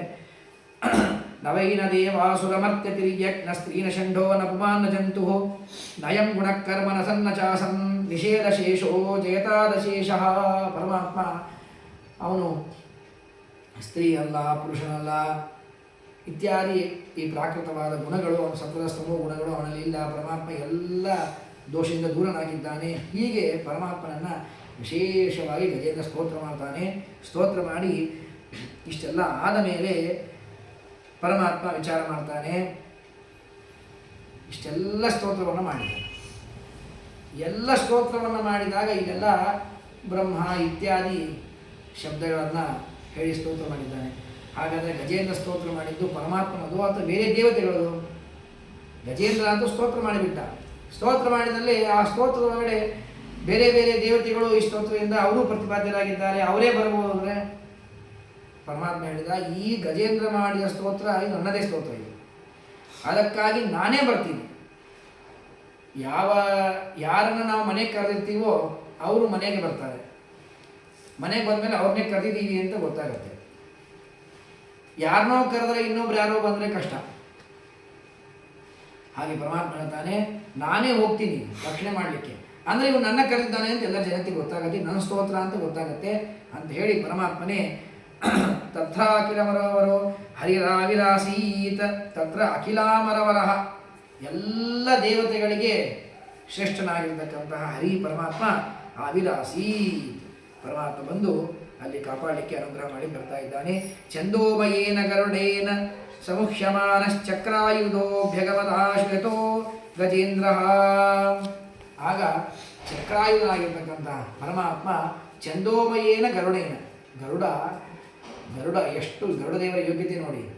ಒಂದೇ ಶಬ್ದದಲ್ಲಿ ಹೇಳಿ ಹೋಗ್ತಾರೆ. ಪರಮಾತ್ಮ ಗರುಡಾರೂಢಿಯಾಗಿ ಬರ್ತಾ ಇದ್ದಾರೆ. ಪರಮಾತ್ಮ ಗರುಡ ದೇವರು ಒಂದು ಸತಿ ತಮ್ಮ ರೆಕ್ಕೆಯನ್ನು ಬಡಿದರೆ ಅದರಿಂದ ವೇದಗಳು ಹೊರಗೆ ಬರ್ತಿತ್ತಂತೆ. ಆ ರೆಕ್ಕೆಗಳಿಂದ ವೇದ ಹೊರಗೆ ಬರ್ತಿತ್ತು. ಹೀಗಾಗಿ ನಮ್ಮಲ್ಲಿ ಯಾರಿಗೆ ಅಪೌರುಷೇಯವಾಗಿರ್ತಕ್ಕಂತಹ ವೇದಗಳ ಜ್ಞಾನ ಆಗಬೇಕಾಗಿದೆ, ಸರಿಯಾಗಿ ವೇದ ಉಚ್ಚಾರಣೆ ಮಾಡಬೇಕಾಗಿದೆ, ಅವುಗಳ ಅರ್ಥವನ್ನು ತಿಳ್ಕೋಬೇಕಾಗಿದೆ, ಅಂಥವರು ವಿಶೇಷವಾಗಿ ಗರುಡ ದೇವರ ಉಪಾಸನೆಯನ್ನು ಮಾಡೋದು. ವೇದವನ್ನು ಬಿಟ್ಟು ಇನ್ನೆಲ್ಲ ಪೌರುಷೇಯವಾದ ಆಗಮ ಅಂದರೆ ವೇದ ಇದು ಅಪೌರುಷೇಯ, ಅದನ್ನು ಬಿಟ್ಟು ಇನ್ನೆಲ್ಲ ಪಂಚರಾತ್ರ 18 ಪುರಾಣಗಳು ಇನ್ನೇನಿದೆ ಸ್ಮೃತಿ ಇವೆಲ್ಲವ ಅವುಗಳ ಜ್ಞಾನವಾಗಬೇಕಾದರೆ ವಿಶೇಷವಾಗಿ ಶೇಷದೇವರ ಅನುಗ್ರಹವಾಗಬೇಕು. ಹೀಗೆ ಗರುಡ ದೇವರು ಮತ್ತು ಶೇಷದೇವರು ಇವರಿಬ್ಬರ ವಿಶೇಷವಾದ ಅನುಗ್ರಹಕ್ಕಾಗಿ ಪ್ರಾರ್ಥನೆ ಮಾಡುವುದುಂಟು. ಆಗ ಪರಮಾತ್ಮ ಸೋಂತಃ ಸರಸ್ಯುರುಬಲೇನ ಗೃಹೀತಾರ್ಥೋ ದೃಷ್ಟ್ವಾ ಗರುತ್ಮತಿ ಹರಿಂ ಕೌಪಾತ್ತಚಕ್ರಂ ಉಕ್ಷಿಪ್ಯ ಸಾಂಬುಜಕರಂ ಗಿರಮಾಹ ಕೃತ್ರ ನಾರಾಯಣಾಖಿಲ ಗುರೋ ಭಗವನ್ ನಮಸ್ತೆ. ಆಗ 1000 ವರ್ಷಗಳ ಕಾಲ ಆ ಮೊಸಳೆಯ ಬಾಯಿಗೆ ಸಿಕ್ಕ ಗಜೇಂದ್ರ ಒದ್ದಾಡಿ ಹಣ್ಣಾಗಿ ಬಿಟ್ಟಿದ್ದಾನೆ. ಮೊದಲಿಗೆ ಒಳಗೆ ಸರೋವರದ ಒಳಗೆ ಹೋಗಬೇಕಾದಾಗ ಅತ್ಯಂತ ಗರ್ವಿತನಾಗಿದ್ದ, ತುಂಬ ಅಹಂಕಾರ ಇತ್ತು. ಯಾವಾಗ ಅದು ಕಚ್ಚಿತೋ ಸ್ವಲ್ಪ ಆ ಅಹಂಕಾರದ ಕೆಲಸ ಮಾಡಿದ, ಒದಲಿಕ್ಕೆ ಹೋದ, ಬಿಡಿಸ್ಕೊಳ್ಳಿಕ್ಕೆ ಹೋದ. ಅಹಂಕಾರ ಅಲ್ಲಿ ಉಪಯೋಗ ಬೀಳಿಲ್ಲ. ಇನ್ನೂ ಜೋರಾಗಿ ಕಚ್ಚಿದಾಗ ಅಭಿಮಾನವನ್ನು ಬಿಟ್ಟ. ಕ್ರಮೇಣ ಅಂದರೆ ಮನುಷ್ಯನಿಗೆ ಪೆಟ್ಟು ಬಿದ್ದಾಗ ಹೇಗೆ ತಾನು ಮೇಲಿಂದ ಕೆಳಗೆ ಬರ್ತಾನೆ ಅಂತ ತಿಳ್ಕೋಬೇಕು. ಗಜೇಂದ್ರ ಒಳಗೆ ಹೋದಾಗ ತುಂಬ ಅಹಂಕಾರ ಇತ್ತು. ಅವನು ಕಚ್ಚಿದಾಗ ಆ ಅಹಂಕಾರವನ್ನು ಬಳಸಿಕೊಂಡ. ಅದನ್ನು ಜಾಡಿಸಿ ಒಂದು ನನಗೇನಾಗ್ತದೆ ತಪ್ಪಿಸ್ಕೊಂಡ್ಬರ್ತೀನಿ ಅಂತ ಆಗಲಿಲ್ಲ. ಸ್ವಲ್ಪ ಕೆಳಗೆ ಇಳಿದ. ಮತ್ತೆ ಏನು ಮಾಡ್ದ, ನಾನೇ ಹೊರಗೆ ಬರ್ಬೋದು ಅಂತ ಅವನಿಗೆ ಭಯಂಕರ ಅಸ್ವಾಭಿಮಾನ ಇತ್ತು. ಆಗಲಿಲ್ಲ. ಅಭಿಮಾನವನ್ನು ಬಿಟ್ಟು ಕೆಳಗೆ ಇಳಿದು ತಮ್ಮೆಲ್ಲರನ್ನ ಕರೆದ. ಅವರಿಂದೂ ಆಗಲಿಲ್ಲ. ಆ ಅಭಿಮಾನ ದುರಭಿಮಾನವನ್ನು ಬಿಟ್ಟು ಅಭಿಮಾನಕ್ಕೆ ಬಂದ. ಅಭಿಮಾನವನ್ನು ಬಿಟ್ಟ. ಇವು ಯಾರು ನನಗೆ ಉಪಯೋಗ ಇಲ್ಲ ಅಂಥೇಳಿ ಸಂಸಾರದ ಮೇಲೆ ವೈರಾಗ್ಯವನ್ನು ತಾಳಿದ. ಇನ್ನೂ ಕೆಳಗೆ ಬಂದ. ಆ ವೈರಾಗ್ಯವನ್ನು ತಾಳಿದ ಮೇಲೆ ಪರಮಾತ್ಮನೊಬ್ಬರೇ ರಕ್ಷಣೆ ಮಾಡುವನು ಅಂತ ಜ್ಞಾನ ಆಯಿತು. ಪರಮಾತ್ಮನನ್ನ ಶರಣಾಗತಿ ಹೊಂದ. ಅಂದರೆ ಮನುಷ್ಯ ಪರಮಾತ್ಮನ ಶರಣಾಗತಿಯನ್ನು ಹೊಂದಬೇಕು ಅಂದರೆ ಜಗತ್ತಿನಲ್ಲಿ ಮೊದಲಿಗೆ ವೈರಾಗ್ಯ ಬರಬೇಕು. ಆ ವೈರಾಗ್ಯ ಬರಬೇಕು ಅಂತಾದರೆ ಮೊದಲಿಗೆ ತಾನು ಅಭಿಮಾನ ಧ್ವರಿಮಾನವನ್ನು ಬಿಡಬೇಕು. ಅದನ್ನು ಬಿಡಬೇಕಾದ್ರೆ ತಾನು ಅಹಂಕಾರವನ್ನು ಬಿಡಬೇಕು. ಹೀಗೆ ಈ ಗಜೇಂದ್ರನ ಕಥೆಯನ್ನು ನೀವು ಕೇಳಿರ್ತೀರಿ, ನಾವು ಬೇಕಾದಷ್ಟು ಹೇಳಿರ್ತೀವಿ. ಆದರೆ ಆ ಗಜೇಂದ್ರ ಮೋಕ್ಷದಿಂದ ನಾವು ಪಡೆಯಬೇಕಾಗಿರ್ತಕ್ಕಂತಹ ಏನು ಉತ್ತಮವಾದ ಅಮೂಲ್ಯವಾಗಿರ್ತಕ್ಕಂತಹ ಒಂದು ಉಪದೇಶವನ್ನು ನಾವು ಅದನ್ನು ಪಡಿಬೇಕು. ಯಾಕೆ ಅಂದರೆ ಈ ಬರೇ ಗಜೇಂದ್ರ ಮೋಕ್ಷದ ಕಥೆಯನ್ನು ಹೇಳಲಿಕ್ಕೆ ವೇದವ್ಯಾಸ ದೇವರು ಭಾಗವತ ಬರಬೇಕಾಗಿಲ್ಲ. ಯಾರೋ ಬೇರೆಯವರು ಬರೆದು ಕಥೆ ಹೇಳಿದ್ರು ಆಯಿತು. ಪಂಚತಂತ್ರ ಕಥೆ ಇದ್ದ ಹಾಗೆ ಗಜೇಂದ್ರನ ಕಥೆಯನ್ನು ಯೋಚನೆ ಮಾಡಿದ್ರೆ ಕಥೆಯಲ್ಲಿ ಬಹಳ ಬರೇ ಕಥೆ ಹೇಳೋ ಹಾಗಿತ್ತು ಅಂದರೆ ಅದನ್ನು ವೇದವ್ಯಾಸ ದೇವರು ಯಾಕೆ ಅವತಾರ ಮಾಡಿ ಬಂದು ಭಾಗವತ ರಚನೆ ಮಾಡಿ ಹೇಳಬೇಕು. ಆ ಕಥೆಯಿಂದ ನಮ್ಮ ಜೀವನದಲ್ಲಿ ತಿಳಿಯಬೇಕಾದ ಅಂಶಗಳು, ಅದರಿಂದ ನಾವು ಏನನ್ನು ಸಂಗ್ರಹ ಮಾಡಿ ಉದ್ಧಾರ ಮಾಡಿಕೊಳ್ಳಬೇಕು ಎನ್ನುವುದನ್ನು ನಾವು ವಿಚಾರ ಮಾಡೋದಕ್ಕೋಸ್ಕರವಾಗಿ ವೇದವ್ಯಾಸ ದೇವರು ತಾವು ಬಂದು ಅಷ್ಟು ಅದಕ್ಕೆ ಮಹತ್ವವನ್ನು ಕೊಟ್ಟಿದ್ದು.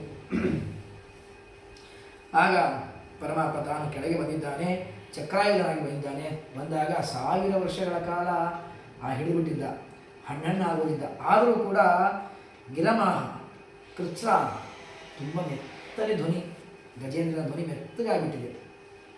ಸೋತು ಹೋಗಿದ್ದಾನೆ, ಕೈಲಿ ಏನೂ ಆಗೋದಿಲ್ಲ ಅಂತ ಆಗಿದ್ದಾನೆ. ಆಗ ಪರಮಾತ್ಮನಿಗೆ ಸ್ತೋತ್ರ ಮಾಡಿದ್ದಾನೆ. ಕಮಲವನ್ನು ತೆಗೆದುಕೊಂಡು ಪರಮಾತ್ಮನಿಗೆ ಸಮರ್ಪಣೆ ಮಾಡ್ತಾನೆ.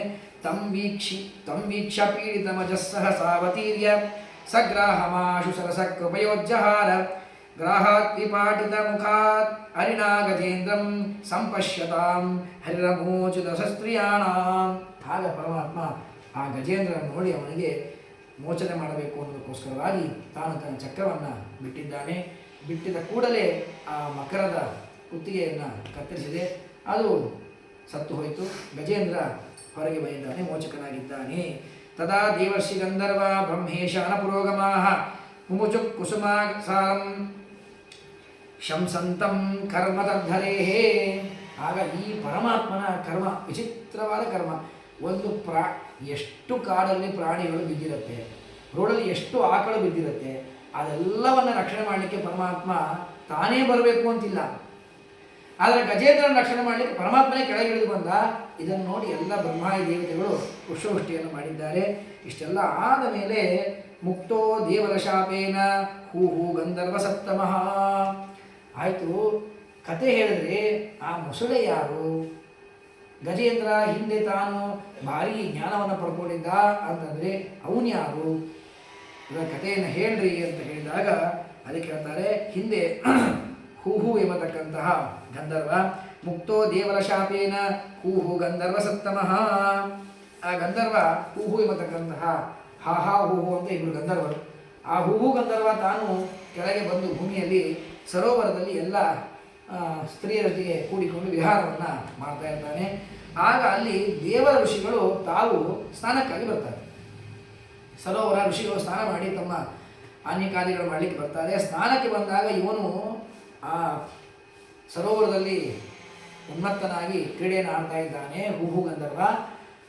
ಅವರು ಬಂದಿದ್ದಕ್ಕೆ ಚೇಷ್ಟೆಯನ್ನು ಮಾಡಬೇಕು, ಕುಚೇಷ್ಟೆ ಮಾಡಬೇಕು ಅಂತ ಹೇಳಿ ನದಿಯ ಸರೋವರದ ಒಳಗೆಯಿಂದ ಬಂದು ಅವರಿಗೆ ಕಾಣಿಸದಿರೋ ಹಾಗೆ ಬಂದು ಅವರ ಕಾಲು ಹಿಡಿದು ಜಗ್ತಾನೆ. ದೇವರ ಋಷಿಗಳು ಅವ್ರಿಗೆ ಗೊತ್ತಾಗೋದಿಲ್ಲ ಯಾರು ಜಗ್ಗಿದ್ರು ಅಂತ. ಅವರು ತಮ್ಮ ಅಪರೋಕ್ಷ ಜ್ಞಾನ ನೋಡ್ತಾರೆ. ನೋಡಿ, ಓ ಇವನು ಗಂಧರ್ವ ಸೊಕ್ಕಿಗೆ ಬಂದಿದ್ದಾನೆ, ಇವನಿಗೆ ಬುದ್ಧಿ ಕಲಿಸ್ಬೇಕು ಅಂತ ಹೇಳಿ ನೀರು ಒಳಗಿಂದ ಬಂದು ಹಿಡಿಯೋದು ಯಾವ ಪ್ರಾಣಿ? ಮೊಸಳೆನೇ. ಹಾಗೆ ನೀನು ಮೊಸಳೆ ಆಗು ಅಂತ ಅವನಿಗೆ ಶಾಪವನ್ನು ಕೊಟ್ಟುಬಿಟ್ಟಿದ್ದಾರೆ. ಈ ಶಾಪಗ್ರಸ್ತನಾಗಿದ್ದು ಅವನು ಇಲ್ಲಿ ಬಂದಿದ್ದಾನೆ. ಬಂದಾಗ ನಿನಗೆ ಹಾಗಾದರೆ ಮೋಚನೆ ಹೇಗೆ ಅಂತ ಕೇಳಿದ್ರೆ, ಮುಂದೆ ಇಲ್ಲಿ ಗಜೇಂದ್ರ ಬರ್ತಾನೆ, ಅವನ ಕಾಲನ್ನು ಹಿಡಿ ಸಾಕ್ಷಾತ್ ಪರಮಾತ್ಮವನ್ನು ನಿನಗೆ ಮೋಚನೆ ಮಾಡ್ತಾನೆ ಅಂತ ಹೇಳಿದ್ದ. ಹೀಗಾಗಿ ಆ ನಿಮಿತ್ತದಿಂದ ಇಲ್ಲಿ ಬಂದಿದ್ದ, ಅವನಿಗೆ ಮೋಚನೆ ಆಯಿತು.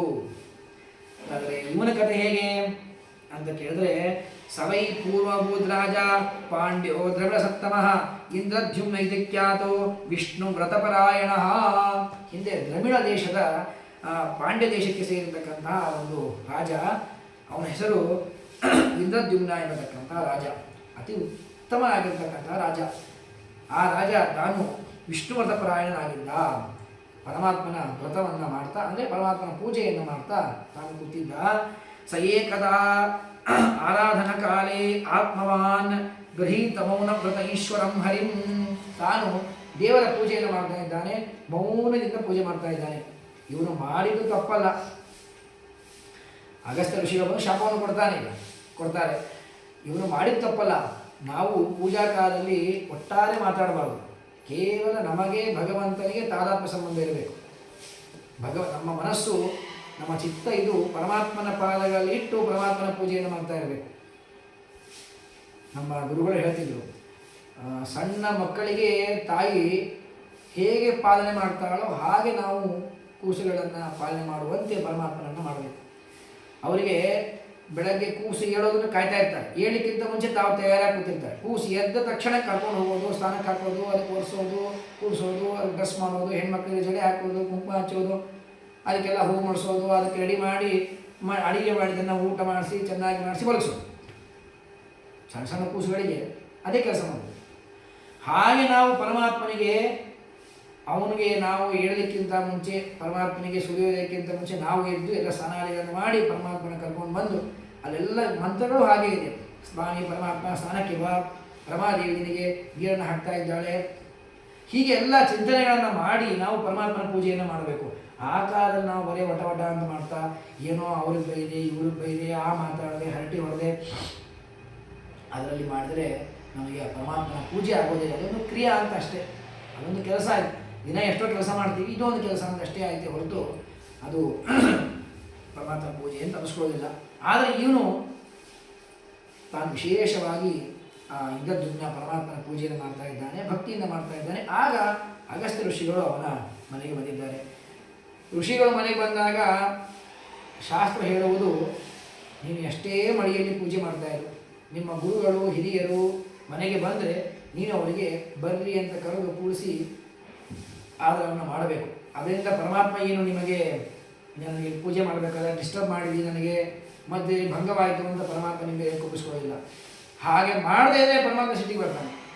ಭಕ್ತರು ಮನೆಗೆ ಬಂದಾಗ ಅವರಿಗೆ ಉಪಚಾರ ಮಾಡಲಿಲ್ಲ ಅಂತಾದರೆ.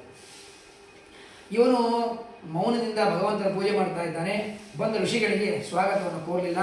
ಋಷಿಗಳಿಗೆ ಸಿಟ್ಟು ಬಂದು ಅವ್ರು ಏನು ಮಾಡಿದ್ರು, ನೀನು ಮೌನವಾಗಿದ್ದು ನನಗೆ ಸ್ವಾಗತ ಮಾಡಲಿಲ್ಲ ಅಂತ ಹೇಳಿ ನೀನು ಆನೆಯಾಗಿಬಿಡು, ಗಜೇಂದ್ರನಾಗು, ಮೌನನಾಗಿಬಿಡು ಅಂತ ಅವನಿಗೆ ಯಥಾ ಗಜಸ್ತಬ್ಧಮತಿ ಸದೋಷಃ, ಹೇಗೆ ಗಜ ಇದು ಸ್ತಬ್ಧಮತಿಯಾಗಿತ್ತು ಹಾಗೆ ನೀನು ಭೂಮಿಯಲ್ಲಿ ಹೀಗೆ ಆಗಿ ಮುಂದಿನ ಜನ್ಮವನ್ನು ತಾಳು ಅಂತ ಶಾಪವನ್ನು ಕೊಟ್ಟಿರ್ತಾರೆ. ಏವಂ ಶಕ್ತೋ ಗಜ ಅಗಸ್ತ್ಯ ಭಗವಾನ್ ನೃಪಸಾನುಗ ಇಂದ್ರದ್ಯುಮ್ನೋಪಿ ರಾಜಸ್ತಿ ಇಷ್ಟಂ ತದುಪರಾಯಂ. ಆಗ ಪರಮಾತ್ಮ ಅವನನ್ನು ಉದ್ಧಾರ ಮಾಡಬೇಕು ಅಂತ ಹೇಳಿ ವಿಶೇಷವಾಗಿ ಅವನ ಮೇಲೆ ಅನುಗ್ರಹವನ್ನು ಮಾಡಿದ್ದಾನೆ. ಹರ್ಯರ್ಚನಾನುಭಾವೇನ ಯದ್ ಗಜತ್ವೇಪ್ಯನುಸ್ಮೃತಿ. ವೇದವ್ಯಾಸರು ಹೇಳ್ತಾರೆ, ಅವನು ಗಜನಾದ, ಆನೆಯಾಗ್ಬಿಟ್ಟ. ಆನೆಯಾಗಿದ್ದರೂ ಕೂಡ ಅವನಿಗೆ ಹಿಂದಿನ ಏನು ಭಗವಾತ್ಮನ ಭಕ್ತಿಯನ್ನು ಮಾಡಿದ್ದ, ಪರಮಾತ್ಮ ಜ್ಞಾನ ಮಾಡಿಕೊಂಡ, ಅದು ವನಸ್ಪತಿ ಹಾಗೆ ಇತ್ತು. ಅದು ಅವನಿಗೆ ಲೋಪವಾಗಿರಲಿಲ್ಲ. ಇದ್ದದ್ದಕ್ಕಾಗಿಯೇ ಅವನು ಪರಮಾತ್ಮನನ್ನು ಸ್ತೋತ್ರ ಮಾಡಿದ ಅಂತ ಇಷ್ಟು ಹೇಳಿ, ಅಥಾನು ಕೀರ್ತಯಂತೆ ತತ್ ಶ್ರೇಯಸ್ಕಾಮಾದಿಜಾತಯಃ ಶುಚಯ ಪ್ರಾತರುತ್ಥಾಯ ದುಸ್ವಪ್ನ ಉಪಶಾಂತಯೇ. ವೇದವ್ಯಾಸರು ಹೇಳ್ತಾರೆ, ಈ ಗಜೇಂದ್ರನ ಮೋಕ್ಷ ಏನಿದೆಯಲ್ಲ, ಇದನ್ನು ಯಾರು ಬೆಳಗ್ಗೆ ಎದ್ದ ಕೂಡಲೇ ಸ್ಮರಣೆ ಮಾಡ್ತಾರೆ ಅವರಿಗೆ ಎಲ್ಲ ದುಸ್ವಪ್ನಗಳಿಂದ ಪರಮಾತ್ಮ ನಾಶ ಮಾಡ್ತಾನೆ ಅಂತ ಇಷ್ಟು ಅದರ ಕಥೆಯನ್ನು ಹೇಳಿದ್ದಾರೆ. ಏಮಾಂ ತ್ವಾಂಚ ಸರಶ್ಚೇದಂ ಗಿರಿಕಂದರ ಕಾನನಂ ವೇತ್ರ ಕೀಚಕ ವೇಣೂನಾಂ ಗುಲ್ಮಾನಿ ಸುರಪಾದಪಾನ್ ಶೃಂಗಾಣೀಮಾನಿ ಧಿಷ್ಣ್ಯಾನಿ ಬ್ರಹ್ಮಣೋ ಮೇ ಶಿವಸ್ಯ ಚ ಕ್ಷೀರೋದಂ ಮೇ ಪ್ರಿಯಂ ಧಾಮ ಶ್ವೇತದ್ವೀಪಂಚ ಭಾಸ್ವರಂ. ನೋಡಿ, ಮತ್ತೊಂದು ವಿಶೇಷವಾಗಿರ್ತಕ್ಕಂಥದ್ದನ್ನು ಇಲ್ಲಿ ಅನುಗ್ರಹ ಮಾಡ್ತಾ ಇದ್ದಾನೆ ಪರಮಾತ್ಮ.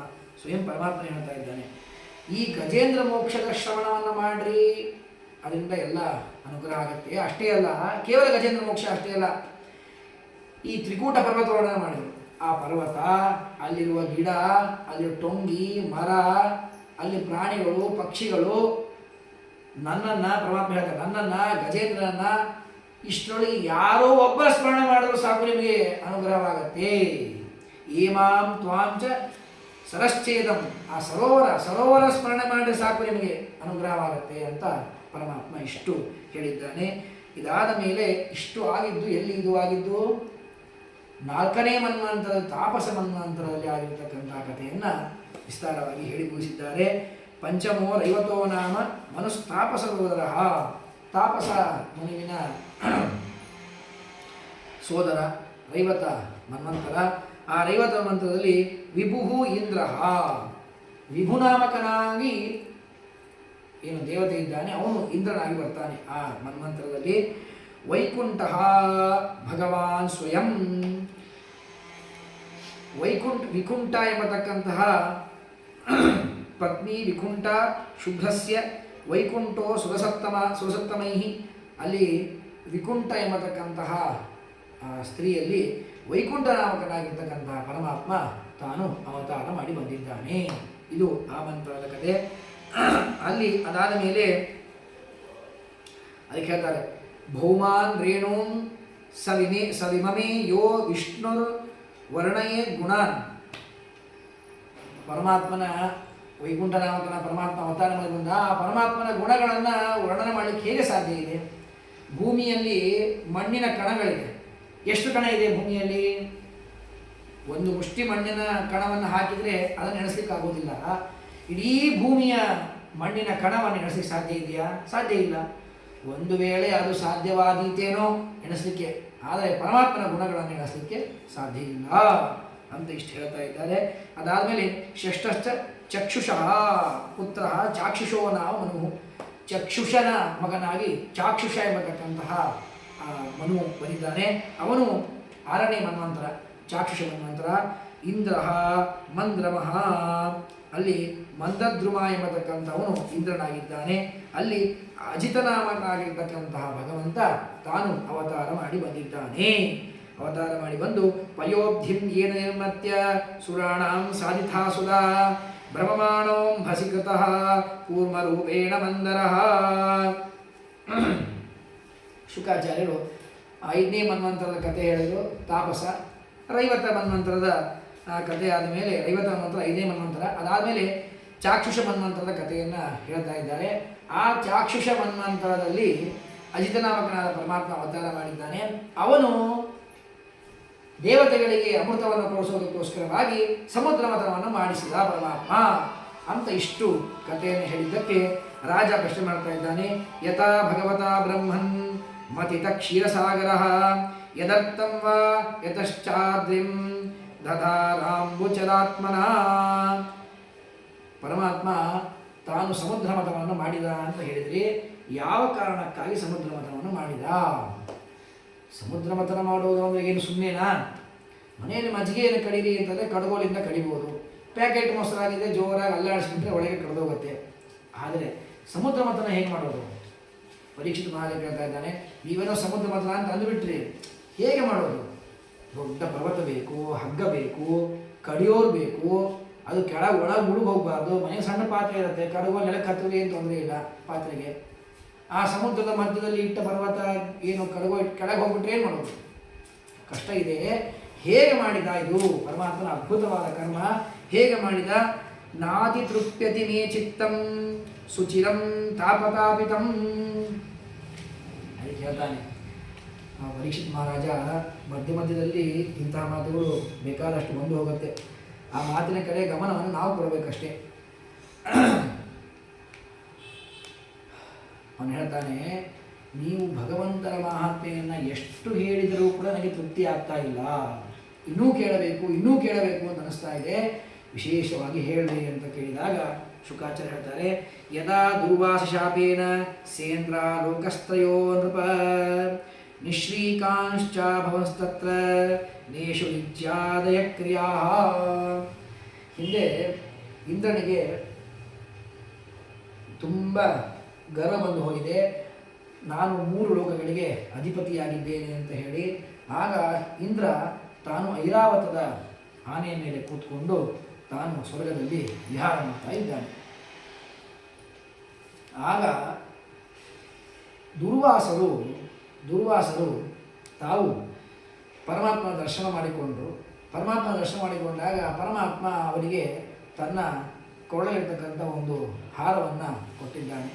ಅದನ್ನು ದುರ್ವಾಸರು ತೆಗೆದುಕೊಂಡು ಕೆಳಗೆ ಬರ್ತಾ ಇದ್ದಾರೆ. ಬರಬೇಕಾದಾಗ ಇಂದ್ರನಿಗೆ ಕೊಡ್ತಾರೆ, ತಗೋ ಇಂದ್ರ, ಪರಮಾತ್ಮನ ಪ್ರಸಾದ ಅಂತ. ಆಗ ಇಂದ್ರ ದುರ್ವಾಸ ಶಾಪದ ಆಶುಹಿಷ್ಯ, ಆ ದುರ್ವಾಸರು ಅವನಿಗೆ ಹಾರವನ್ನು ಕೊಟ್ಟರೆ ಆ ಹಾರವನ್ನು ತೆಗೆದುಕೊಂಡು ಏನು ಮಾಡಬೇಕು? ಅವನು ಪರಮಾತ್ಮ ನಿರ್ಮಾಲ್ಯ ತಲೆ ಮೇಲೆ ಇಟ್ಕೋಬೇಕಿತ್ತು. ಆಗ ಇಂದ್ರ ಏನು ಮಾಡ್ತಾನೆ? ಹಾರವನ್ನು ತಾನು ತಗೊಂಡು ಆನೆ ತಲೆ ಮೇಲೆ ಹಾಕ್ತಾನೆ ಹಾರವನ್ನು. ಆನೆ ಕೆಲಸ ಏನು? ತಲೆ ಮೇಲೆ ಏನೇ ಇದ್ದು ಸೊನ್ನಿನ ತೆಗೆದು ಕೆಳಗೆ ಹಾಕಿಬಿಡುತ್ತೆ. ದುರ್ವಾಸರು ಕೊಟ್ಟು ಎದುರಿಗೆ ಇದ್ದಾರೆ. ನಾವು ಯಾರ್ಯಾರಿಗೋ ಸಿಟ್ಟು ಬಂದವರಿಗೆ ದುರ್ವಾಸರು ಅಂತ ಕರಿತೀವಿ. ಇದು ಸ್ವಯಂ ದುರ್ವಾಸನೆ ಹೇಗಿರಬೇಕು? ಆ ದುರ್ವಾಸನೆ ಏನು ಮಾಡ್ತಾರೆ? ನೋಡ್ತಾರೆ, ಅವರಿಗೆ ಸಿಟ್ಟು ಬರ್ತದೆ, ಆದರೂ ಸುಮ್ಮನೆ ಇರ್ತಾರೆ. ಆನೆಯ ಹಾರವನ್ನು ತೆಗೆದು ಕೆಳಗೆ ಹಾಕಿ ಕಾಲಿಂದ ತುಳಿದು ಬಿಡುತ್ತೆ. ಅವರಿಗೆ ತುಂಬ ಸಿಟ್ಟು ಬರ್ತಾರೆ. ಇಷ್ಟೆಲ್ಲ ನಿನಗೆ ಆಗಿದ್ದು ಯಾಕೆ ಅಂದರೆ ಐಶ್ವರ್ಯ ಇದ್ದಕ್ಕಾಗಿ ಇಷ್ಟು ಸೊಕ್ಕಿಗೆ ಬಂದು ಈ ಐಶ್ವರ್ಯ ಭ್ರಷ್ಟನಾಗಿಬಿಡ್ತೀನಿ, ನೀನು ಭ್ರಷ್ಟನಾಗಿ ಕೆಳಗೆ ಬೀಳ್ತಿ ಅಂತ ಹೇಳಿದಾಗ ಅವರು ಶಾಪ ಕೊಟ್ಟಾಗ ಅವನು ಎಲ್ಲ ಶ್ರೀಮಂತಿಕೆಯನ್ನು ಕಳೆದುಕೊಂಡ್ಬಿಟ್ಟಿದ್ದಾನೆ. ಆ ದುರ್ವಾಸನ ಶಾಪದಿಂದ ತಾನು ಆಗ ಅವನಿಗೆ ಪಶ್ಚಾತ್ತಾಪವಾಗಿದೆ, ತಪ್ಪು ಮಾಡಿದ್ದೇನೆ ಅಂತ ಹೇಳಿ ಎಲ್ಲ ದೇವತೆಗಳನ್ನು ಕೂಡಿಸಿಕೊಂಡು ಬ್ರಹ್ಮದೇವರ ಕಡೆ ಹೋಗ್ತಾನೆ. ಬ್ರಹ್ಮದೇವರ ಕಡೆ ಹೋಗಿ, ಅಯಂತು ತಸ್ಯ ಕ್ಷಿತಿಪಾದ ಲಕ್ಷಣಃ ಸತ್ವಂ ಜುಷಾಣಸ್ಯ ಭವಾಯ ದೇಹಿನಾಂ ತಸ್ಮಾತ್ ವ್ರಜಾಮಃ ಶರಣಂ ಜಗದ್ಗುರುಂ ಸ್ವಾನಾಂ ಸನೋ ಧಾಸ್ಯತಿ ಶಂಸುರಪ್ರಿಯಃ. ಬ್ರಹ್ಮದೇವರ ಕಡೆ ಹೋಗ್ತಾರೆ. ಹೋಗಿ, ಬ್ರಹ್ಮದೇವರೇ, ನಮಗೇನಾದರೂ ಒಂದು ಅನುಗ್ರಹ ಮಾಡಿ, ಎಲ್ಲ ಕಳ್ಕೊಂಡ್ಬಿಟ್ಟಿದ್ದೀವಿ, ನಮಗೆ ಹೇಗಾದರೂ ಮಾಡಿ ಮತ್ತೆ ನಮ್ಮ ರಾಜ್ಯವನ್ನು ನಮಗೆ ಕೊಡಿಸಿಕೊಡಿ ಅಂತ ಈ ಇಂದ್ರ ಎಲ್ಲ ದೇವತೆಗಳನ್ನು ಕೂಡಿಕೊಂಡು ಬ್ರಹ್ಮದೇವರ ಕಡೆ ಹೋದಾಗ ಬ್ರಹ್ಮದೇವರು, ಇದೆಲ್ಲ ಪರಮಾತ್ಮನ ಲೀಲೆ, ನಡ್ರಿ ಎಲ್ಲರೂ ಅಂತ ಹೇಳಿ, ಪಯೋಬ್ಧೇರುತ್ತರಂ ತೀರಂ ಆಸಾಧ್ಯ ಉದರ್ಶವಾಹ ತುಷ್ಟಮ ಪುಂಡರೀಕಾಕ್ಷಂ ಅಕ್ಷಯಂ ಪುರುಷೋತ್ತಮಂ. ಕ್ಷೀರಸಾಗರದ ಪಯೋಬ್ಧೇರು ಉತ್ತರಂ ತೀರಂ, ಕ್ಷೀರಸಾಗರ ಉತ್ತರ ದಿಕ್ಕಿನಲ್ಲಿ, ಅಲ್ಲಿ ಎಲ್ಲರನ್ನ ಕರ್ಕೊಂಡು ಹೋಗ್ತಾರೆ. ಬ್ರಹ್ಮದೇವರು ಎಲ್ಲರನ್ನ ಕರೆದುಕೊಂಡು ದೇವತೆಗಳನ್ನು ಆ ಕ್ಷೀರಸಾಗರದ ಉತ್ತರ ದಂಡೆಗೆ ಕರ್ಕೊಂಡು ಹೋಗಿ ಅಲ್ಲಿ ಪರಮಾತ್ಮನ ಸ್ತೋತ್ರವನ್ನು ಮಾಡ್ತಾರೆ. ಬ್ರಹ್ಮದೇವರು ಪರಮಾತ್ಮನ ಸ್ತೋತ್ರವನ್ನು ಮಾಡಿದಾಗ ಆ ಪರಮಾತ್ಮ, ಇಲ್ಲಿ ತುಂಬ ಶ್ಲೋಕಗಳು ತುಂಬ ಚೆನ್ನಾಗಿದೆ. ಸವೈ ಮಹಾಪುರುಷ ಆತ್ಮತಂತ್ರ ಪ್ರಸೀದತಾಂ ಬ್ರಹ್ಮ ಮಹಾವಿಭೂತಿಂ ಪ್ರಸೀದತಾಂ ಬ್ರಹ್ಮ ಮಹಾವಿಭೂತಿಂ ಪ್ರಸೀದತಾಂ ನಸ್ಸ ಮಹಾವಿಭೂತಿಂ ಪ್ರಸೀದತಾಂ ನಸ್ಸ ಮಹಾವಿಭೂತಿಂ. ಪ್ರತಿಯೊಂದು ಶ್ಲೋಕದಲ್ಲೂ 4 ಪಾದಗಳಲ್ಲಿ ಕಡೆ ಪಾದದಲ್ಲಿ ಪರಮಾತ್ಮ ನಿನ್ನ ಪ್ರಸಾದಕ್ಕಾಗಿ ಬಂದಿದ್ದೇನೆ, ನಿನ್ನ ಪ್ರಸಾದಕ್ಕಾಗಿ ಬಂದಿದ್ದೆ, ನಮಗೇನು ಬೇಡ, ಬೇರೆ ಹಣ ಕಾಸು ಏನೂ ಬೇಡ. ಇಂದ್ರ ದೇವತೆಗಳಿಗೆ ರಾಜ್ಯ ಬೇಕಾಗಿದೆ, ಸ್ಥಾನ ಬೇಕಾಗಿದೆ, ಆದರೆ ಅವರ ಸಲುವಾಗಿ ಪ್ರಾರ್ಥನೆ ಮಾಡ್ತಾ ಇರೋದು ಬ್ರಹ್ಮದೇವರು. ಆ ಬ್ರಹ್ಮದೇವರು ತಾವು ಪ್ರಾರ್ಥನೆ ಮಾಡಬೇಕಾದಾಗ ನಿನ್ನ ಪ್ರಸಾದ ಬಿಟ್ಟು ನೀನು ಬೇಡ ನಮಗೆ, ಅವರಿಗೆಲ್ಲ ಏನು ಕೊಡ್ತಿ ಕೊಡು, ಆ ಪ್ರಸಾದದ ಒಳಗೆ ಎಲ್ಲ ಬಂದು ಹೋಗುತ್ತೆ, ಪ್ರಸಾದವನ್ನು ಕೊಡು ಅಂತ ಹೇಳಿ ಪರಮಾತ್ಮನ ಸ್ತೋತ್ರವನ್ನು ಮಾಡಿದ್ದಾರೆ. ಆಗ ಪರಮಾತ್ಮ ತಾನು ಅವರಿಗೆ ಪ್ರತ್ಯಕ್ಷನಾಗಿದ್ದಾನೆ. ಏವಂ ಸ್ತುತಸ್ಸುರಗಣೈರ್ ಭಗವಾನ್ ಹರಿರೀಶ್ವರ ತೇಷಾಂ ಆವಿರಭೂತ್ ರಾಜನ್ ಸಹಸ್ರಾರ್ಕೋದಯದ್ಯುತಿ. ಪರಮಾತ್ಮ ಅವತಾರ ಮಾಡಿ ಬಂದಿದ್ದಾನೆ. ಆ ಪರಮಾತ್ಮ ಬ್ರಹ್ಮದೇವ ಪ್ರತ್ಯಕ್ಷನಾಗಿದ್ದಾನೆ. ಪರಮಾತ್ಮ ಬೇರೆ ಯಾರ ಕಣ್ಣಿಗೆ ಕಾಣಿಸೋದಿಲ್ಲ. ಬ್ರಹ್ಮದೇವರ ಕಣ್ಣಿಗೆ ಪರಮಾತ್ಮ ಕಾಣಿಸ್ತಾನೆ. ಅವರಿಬ್ಬರು ಮಾತಾಡ್ತಾರೆ. ಅವರೆಲ್ಲ ಮಾತಾಡಿದಾದ ಮೇಲೆ ಬ್ರಹ್ಮದೇವರು ಬಂದು ಇವ್ರಿಗೆ ಹೇಳ್ತಾರೆ, ಪರಮಾತ್ಮ ಇಷ್ಟು ಆಜ್ಞೆ ಮಾಡಿದ್ದಾನೆ, ನೀವೆಲ್ಲ ಹೀಗೆ ಮಾಡಿ. ಪರಮಾತ್ಮ ಬಂದು ಅನುಗ್ರಹ ಮಾಡ್ತಾನೆ. ಅಷ್ಟೇ. ಆ ಪರಮಾತ್ಮನಿಗೂ ಬ್ರಹ್ಮದೇವರಿಗೂ ಆಗಿದೆ ಸಹಸ್ರಲಕ್ಷಾವಿತ ಬಾನು ಅಂತ ಹೇಳ್ತಾರೆ ತಾತ್ಪರ್ಯ ಶ್ರೀಮದಾಚಾರ್ಯ. ಆ ಪರಮಾತ್ಮ ಸೂರ್ಯನ ತೇಜಸ್ಸಿಗೆ ಪರಮಾತ್ಮನ ತೇಜಸ್ಸನ್ನು ಹೋಲಿಸ್ತಾರೆ. ಪರಮಾತ್ಮನ ತೇಜಸ್ಸು ಹೇಗಿತ್ತು ಅಂದರೆ ಸೂರ್ಯನ ತೇಜಸ್ಸಿನಂತೆ ಇತ್ತು. ಎಷ್ಟು? 1000 ಸೂರ್ಯನ ತೇಜಸ್ಸಿಗಿಂತ ಮಿಗಿಲಾಗಿತ್ತು. 1,00,000 ತೇಜಸ್ಸಿಗಿಂತಲೂ ಮಿಗಿಲಾಗಿತ್ತು.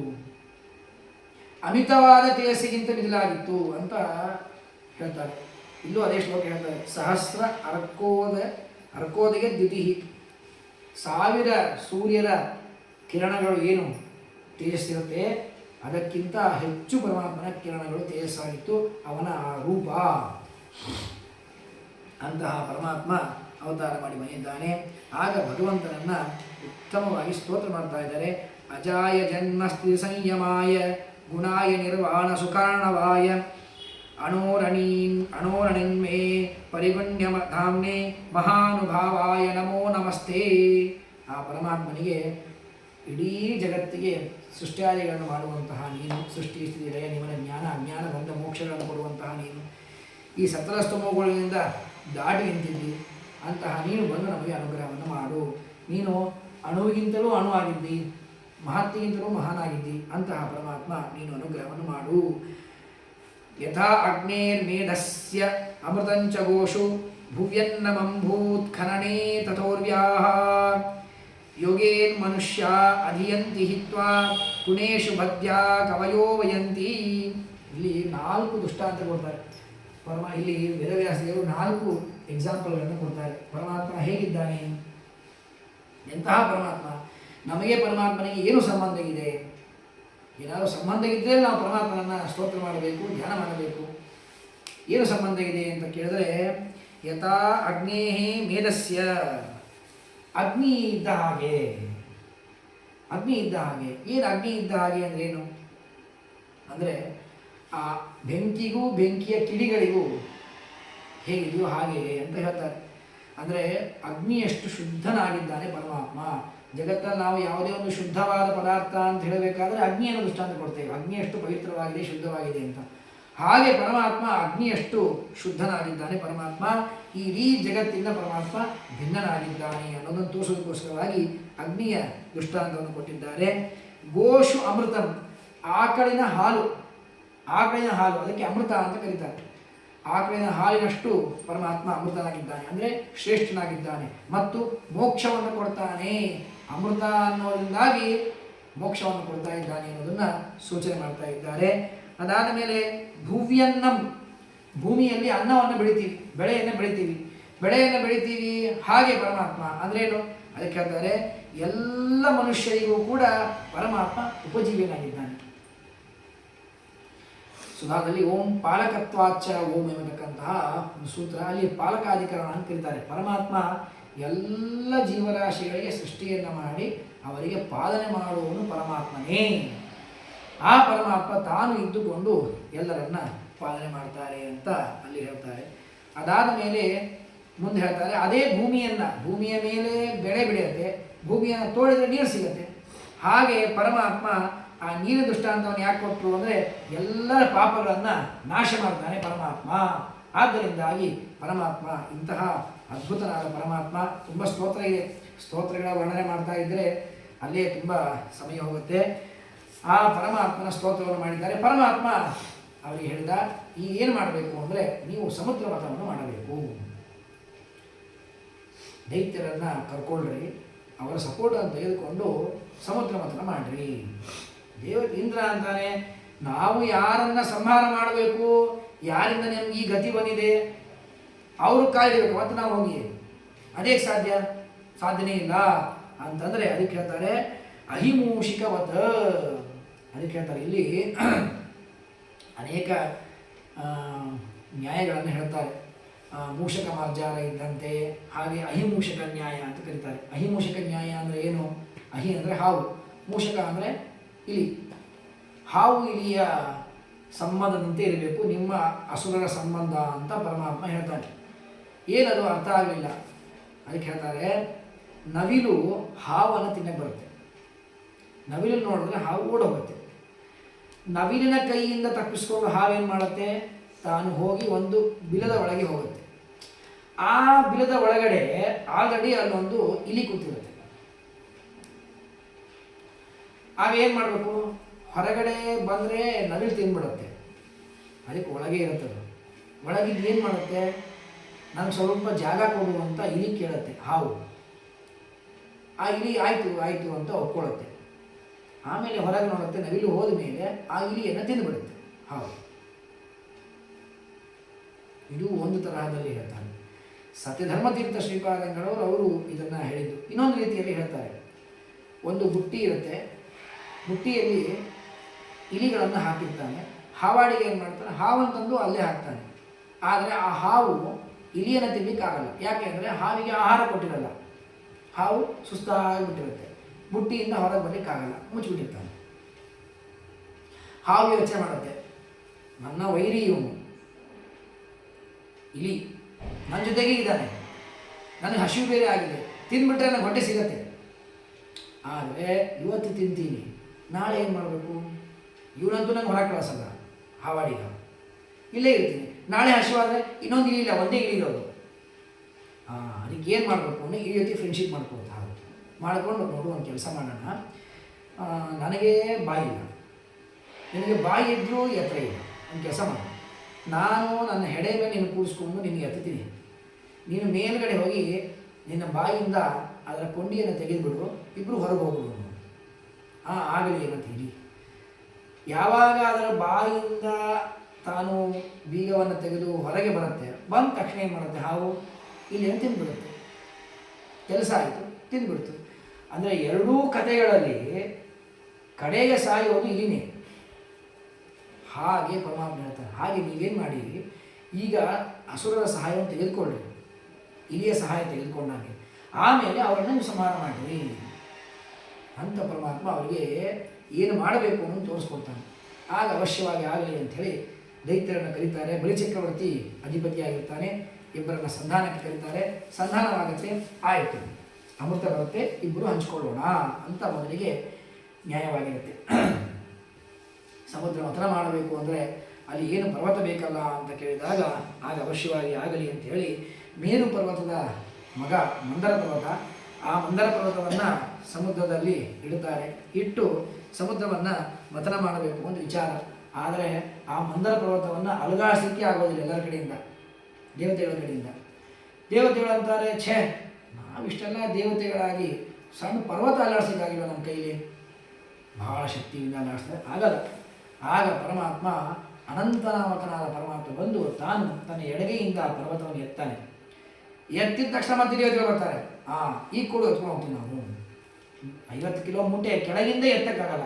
ಯಾರಾದ್ರೂ ಇಬ್ಬರು ಎತ್ತಿ ಹೆಗಲ ಮೇಲೆ ಇಟ್ಟು ತೊಗೊಂಡೋಗ್ಬೋದು ಅಲ್ವಾ? ಅದೊಂದು ಪಾಸಿಬಿಲಿಟಿ ಇದೆ. ದೇವತೆಗಳಂತಾರೆ ಈಗ ಕೊಡು ಅಂತಂತಾರೆ. ದೇವ್ರು ವಿಚಾರ ಮಾಡ್ತಾನೆ, ಕೆಳಗೆ ಬಿದ್ದಾಗ ಎತ್ತಲಿಕ್ಕಾಗಿಲ್ಲ, ನನಗೆ ಶರಣಾಗತಿ ಹೊಂದರು, ನಾನು ಅವರಿಗೆ ಅಭಯ ಕೊಟ್ಟೆ, ಆಗಲಾದರೂ ಅವ್ರು ಅದಕ್ಕೆ ಅಹಂಕಾರ ಹೋಗಲಿಲ್ಲ, ಇನ್ನೂ ಸ್ವಲ್ಪ ಇದೆ. ಅದಕ್ಕೇನು ಮಾಡ್ತಾ ಇದ್ದಾರೆ, ಈಗ ನಾವು ಎತ್ಕೊಂಡು ಹೋಗ್ತೀವಿ ಕೊಡು ಅಂತ ಕೇಳ್ತಾ ಇದ್ದಾರೆ. ತೊಗೊಳ್ರಿ ಅಂತ ಕೊಟ್ಟ ಪರಮಾತ್ಮ. ತಲೆ ಮೇಲೆ ಇಟ್ಟ ತಕ್ಷಣ ಎಲ್ಲರೂ ಬಿದ್ದೋದು ಕೆಳಗಡೆಗೆ. ಮತ್ತೆ ಪರಮಾತ್ಮ ಶರಣಾಗತಿ ಹೊಂದಿದ್ದಾರೆ.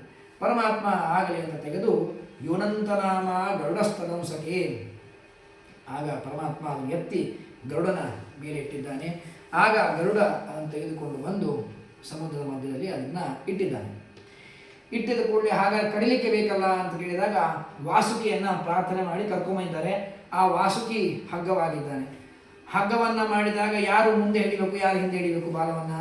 ನಾವೇನು ಬಾಲ ಹಿಡಿಯೋದು ಅಂತ ದೇವತೆಗಳು. ದೈತ್ಯರು ನಾವ್ಯಾಕೆ ಹಿಡಿಬೇಕು ಅಂತ ಅವರು.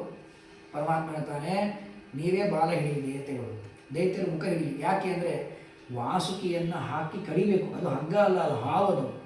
ತ್ರಾಸಾದಾಗ ಎಷ್ಟು ವಿಷವನ್ನು ಹೊರಗಾಕತ್ತೆ. ಆ ವಿಷಯ ಯಾರಿಗೆ ಹೋಗುತ್ತೆ? ದೈತ್ಯರಿಗೆ ಹೋಗುತ್ತೆ. ಸುಮ್ಮನೆ ಇರ್ರಿ, ಬಾಲ ಹಿಡ್ಕೊಳ್ರಿ, ಎಲ್ಲಿ ಯಾವ ಸಮಯದಲ್ಲಿ ಏನು ಬುದ್ಧಿ ಉಪಯೋಗಿಸಬೇಕು ಹಾಗೆ ಮಾಡಬೇಕು ಅಂತ ಹೇಳಿ ಅವರಿಗೆ ಕಳಿಸಿದ್ದಾನೆ. ಸಮುದ್ರ ಮಥನ ಮಾಡಿ ಶುರು ಮಾಡ್ತಾ ಇದ್ದಾರೆ. ಮಾಡಿದ್ರೆ ಆ ಪರ್ವತ ಭಾರ ಇದೆ, ಅದು ಕೆಳಗೆ ಹೋಗ್ತಾ ಇದೆ ಪಾತಾಳಕ್ಕೆ. ಒಳಗೆ ಕೂತ್ಕೊಂಡ್ರೆ ಮಥನ ಹೆಂಗಾಗುತ್ತೆ? ಪರಮಾತ್ಮ ಏನು ಮಾಡಿದ, ಕೂರ್ಮ ರೂಪಿಯಾಗಿ ಬಂದು ತನ್ನ ಬೆನ್ನಿನ ಮೇಲೆ ಆ ಪರ್ವತವನ್ನು ಇಟ್ಕೊಂಡ. ಕೂರ್ಮದ ಬೆನ್ನು ತುಂಬ ಗಟ್ಟಿ, ಆ ಬೆನ್ನಿನ ಮೇಲೆ ಇಟ್ಕೊಂಡ್ರೆ ಅದು ಪುಡಿಲಿಕ್ಕೆ ಶುರು ಆಯ್ತು. ಹೀಗೆ ಏನು ಮಾಡಬೇಕು? ಮತ್ತೆ ಅದರ ಮೇಲೆ ಉಪರಿಯದಶ್ಚಾತ್ಮ ನೇತ್ರಗೋತ್ರಯೋ ಅಂತ ಶ್ರೀಮದಾಚಾರ್ಯ ಹೇಳ್ತಾರೆ. ಮತ್ತೆ ಪರ್ವತದ ಮೇಲೆ ಒಂದು ರೂಪದಿಂದ ಪರ್ವತ ಬಂದು ಕೂತ್ಕೊಂಡ.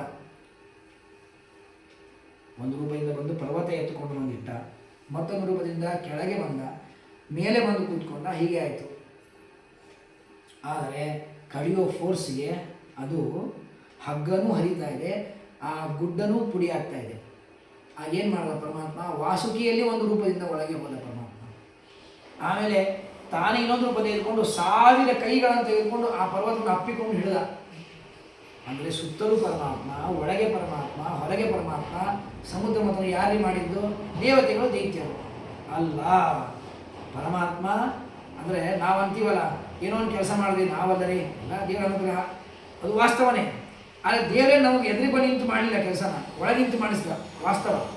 ಆದರೆ ಇಲ್ಲಿ ಹಾಗಲ್ಲ, ಪರಮಾತ್ಮನೇ ಬಂದು ನಿಂತು ಮಾಡ್ತಾ ಇದ್ದಾನೆ. ಕಡಿತಾ ಇದ್ದಾರೆ. ಸಣ್ಣ ಗುಂಡಿಯಲ್ಲಿ ಮಜ್ಜಿಗೆ ಬರಬೇಕು ಅಂದರೆ ಅರ್ಧ ಗಂಟೆ ಕಡಿಬೇಕು. ಸಮುದ್ರದಲ್ಲಿ ಮಥನ ಮಾಡಿ ಬರಬೇಕು ಅಂದರೆ ಎಷ್ಟು ಕಡಿಬೇಕು? ಆಗ ಸಾಕಾಗೋಯ್ತು, ಸುಸ್ತಾಗೋಯ್ತು.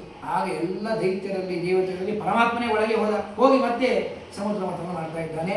ಮಾಡ್ತಾ ಇರಬೇಕಾದ್ರೆ ಮೊಟ್ಟ ಮೊದಲಿಗೆ ಬಂದದ್ದು ವಿಷ. ವಿಷವನ್ನು ಯಾರು ಪಾನ ಮಾಡಬೇಕು ಅಂತ ಹೇಳಿದ್ರೆ ಆ ರುದ್ರದೇವರು ನಾ ಮಾಡ್ತೀನಿ ಮುಂದೊಂದು ಶ್ರೀಮದಾಚಾರ್ಯ ನಿರ್ಣಯ ಕೊಟ್ಟಿದ್ದಾರೆ. ವಾಯುದೇವರು ಎಲ್ಲ ಪಾನವನ್ನು ಮಾಡಿದ್ದಾರೆ, ಒಂದು ಹನಿಯನ್ನು ಅವರು ಪಾನ ಮಾಡಿದ್ದಾರೆ ಅಂತ ಆ ನಿರ್ಣಯವನ್ನು ಇಟ್ಟು ಸುಮ್ಮನೆ ಪ್ರಾಸಂಗಿಕವಾಗಿ ಹೇಳ್ತಾ ಇರೋದು. ರುದ್ರದೇವರು ನಾನು ಕುಡಿತೀನಿ ಅಂತ ಮುಂದೆ ಬರ್ತಾರೆ. ಅಹೋಭತ ಭವಾನ್ಯೇತತ ಪ್ರಜಾನಾಂ ಪಶ್ಯ ವೈಶಸಂ, ನಾನು ಕುಡಿತೇನೆ ಅಂತ ಬರ್ತಾರೆ ರುದ್ರದೇವರು. ಅದಕ್ಕೊಬ್ಬರು ಕವಿ ಕಲ್ಪನೆ ಮಾಡ್ತಾರೆ, ರುದ್ರದೇವರು ವಿಷಪಾನ ಮಾಡ್ತೀನಿ ಅಂತ ಬಂದರು. ಯಾಕೆ? ಏನಾಗಿತ್ತು? ಮನುಷ್ಯ ಯಾವಾಗ ವಿಷ ಕುಡಿತಾನೆ? ಸಾಕಾಯಿತು, ಬಿಟ್ಟು ಹೋಗಬೇಕು ಅಂತ ಕುಡಿತಾನೆ. ಇವ್ರಿಗೇನಾಗಿತ್ತು ಅಂಥ ಕೆಲಸಪ್ಪ ಇದು ವಿಷ ಕುಡಿಯೋದು ರುದ್ರದೇವರಿಗೆ? ಅಂದರೆ ಸಾಕಾಗೋಗಿದೆ ಅಂತ ಹೇಳ್ತಾರೆ ರುದ್ರದೇವರು. ಯಾಕೆ? ನಾನು ತಲೆ ಮೇಲೆ ಗಂಗೆ ಬಂದು ಕೂತ್ಕೊಂಡು, ಗಂಗೆ ಬಂದು ಅಂತ ಹೇಳಿ ಉಮಾದೇವಿ ಸಿಟ್ಟಿಗೆ ಬಂದು ದಿವಸ ಅವರಿಗೂ ಜಗಳ, ಸಾಕಾಗೋಯ್ತು. ನನ್ನ ಮುಂದೆ ನಂದೀಶ್ವರ ಕೂತಿರ್ತಾನೆ, ಆ ನಂದಿನ ತಿನ್ನಬೇಕು ಅಂತ ಯಾವಾಗ ನೋಡಿದ್ರು ನನ್ನ ಹೆಂಡತಿ ವಾಹನ ಸಿಂಹ ಅದು ಕಾಯ್ತಾ ಇರುತ್ತೆ, ಅವರಿಗೂ ಜಗಳ ಬಿಡಿಸ್ಬೇಕು. ಕೊಳ್ಳಲ್ಲಿ ಹಾವಿರುತ್ತೆ, ಈ ಹಾವು ಯಾವಾಗ ನೋಡಿದ್ರು ಗಣಪತಿ ವಾಹನ ಇಲಿ ತಿನ್ನಬೇಕು ಅಂತ ಅವನು ಹೋಗ್ತಿರ್ತಾನೆ, ಅವನ್ನ ಬಿಡಿಸ್ಬೇಕು. ಈ ಹಾವನ್ನು ತಿನ್ನಬೇಕು ಅಂತ ಹೇಳಿ ಸ್ಕಂದನ ವಾಹನ ನವಿಲು ಅದು ಒದ್ದಾಡ್ತಾ ಇರುತ್ತೆ. ಎಷ್ಟು ಜನರು ನೋಡ್ಕೊಳ್ಳಿ, ನಾನು ಮನೆಯೊಳಗೆ ನಂಗೆ ಸಾಕಾಗೋಗಿದೆ, ಮನೆ ಜನರಿಂದ ಹೆಂಡತಿ ಮಕ್ಕಳಿಂದ ಸಾಕಾಯಿತು, ನಾ ವಿಷ ಕುಡಿತೀನಿ ಅಂತ ಮುಂದೆ ಬಂದರು ರುದ್ರದೇವರು ಅಂತ ಹೇಳ್ತಾರೆ. ಹೀಗೆ ಒಬ್ಬ ಕವಿ ಅಲ್ಲಿ ಪ್ರಾಸಂಗಿಕವಾಗಿ ಅದನ್ನು ಹೇಳ್ತಾರೆ. ಅವರು ವಿಷವನ್ನು ಪಾನ ಮಾಡಿದ್ದಾರೆ, ಅದಕ್ಕೋಸ್ಕರವಾಗಿ ಅವರಿಗೆ ನೀಲಕಂಠ ಎಂಬತಕ್ಕಂತಹ ತಸ್ಮಾ ಇದಂ ಗರಂ ಭುಂಜೆ ಪ್ರಜಾನಾಂ ಸ್ವಸ್ತಿತಸ್ತೇ, ಆಗ ಅವರು ಎಲ್ಲ ಜನರಿಗೆ ಅನುಕೂಲವಾಗಬೇಕು ಅನ್ನೋದಕ್ಕೋಸ್ಕರ ವಿಷವನ್ನು ಪಾನ ಮಾಡಿದ್ದಾರೆ. ಆ ವಿಷಪಾನವಾದ ಮೇಲೆ ಮುಂದೆ ಬೇಕಾದಷ್ಟು ಪದಾರ್ಥಗಳು ಬರ್ತದೆ.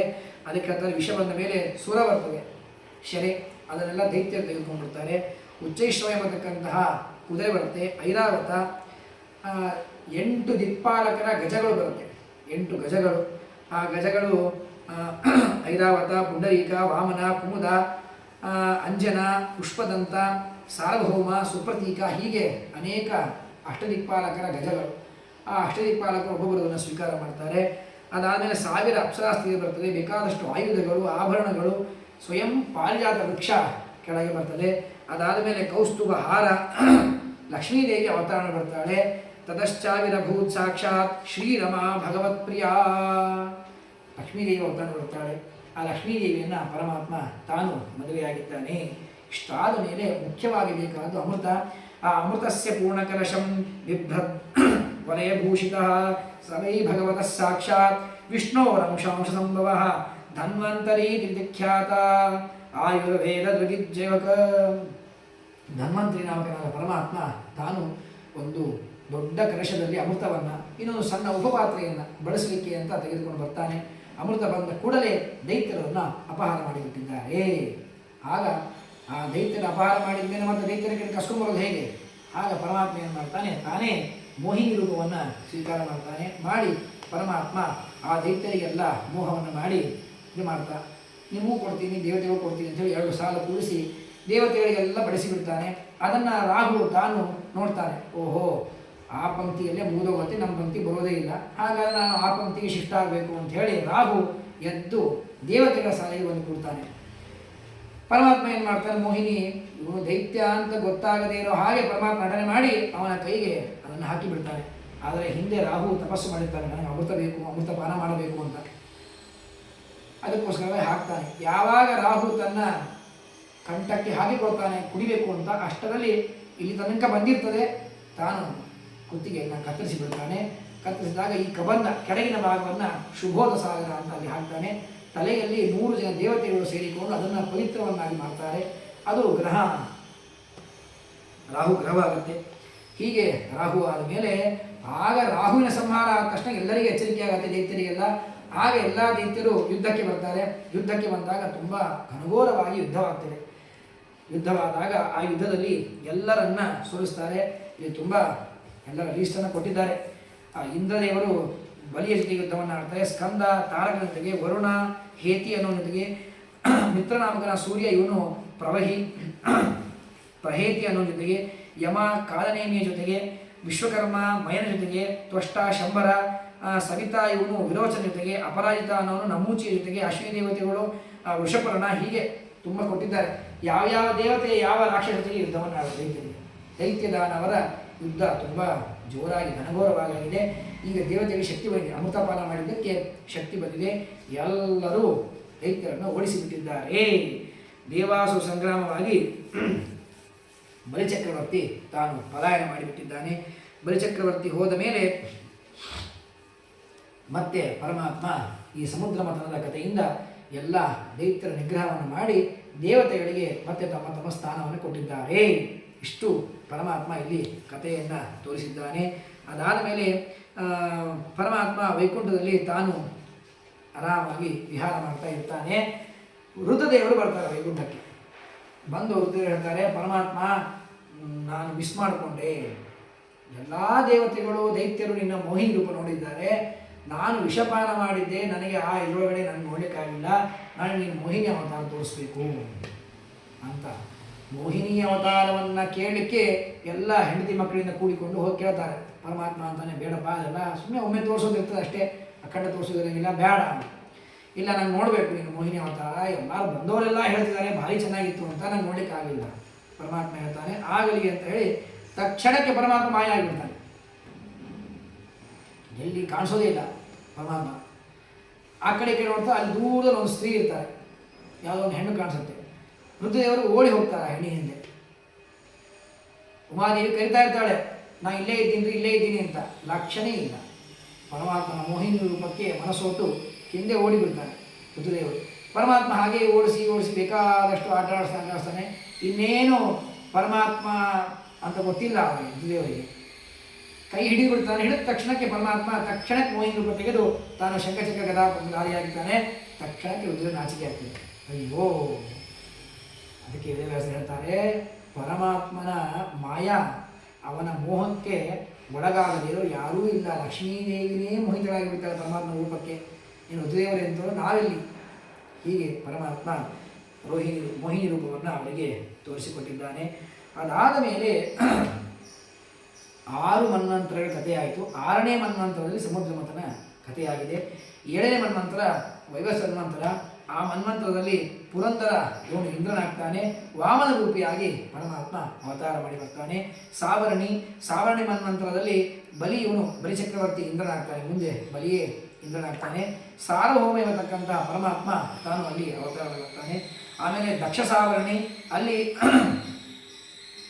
ಅದ್ಭುತ ಎಂಬತಕ್ಕಂಥವನು ಇಂದ್ರನಾಗ್ತಾನೆ. ಋಷಭನಾಮಕನಾದ ಪರಮಾತ್ಮನ ಅವತಾರ. ಬ್ರಹ್ಮಸಾವರಣಿಯಲ್ಲಿ ಶಂಭು ಇವನು ಇಂದ್ರನಾಗ್ತಾನೆ. ವಿಶ್ವಕ್ಸೇನ ಪರಮಾತ್ಮನ ಅವತಾರ. ಆಮೇಲೆ ಧರ್ಮಸಾವರಣಿ ಒಳಗಡೆ ಧೃತಿ ಇಂದ್ರನಾಗ್ತಾನೆ. ಧರ್ಮಸೇತು ಪರಮಾತ್ಮನಾಗಿ ಬರ್ತಾನೆ.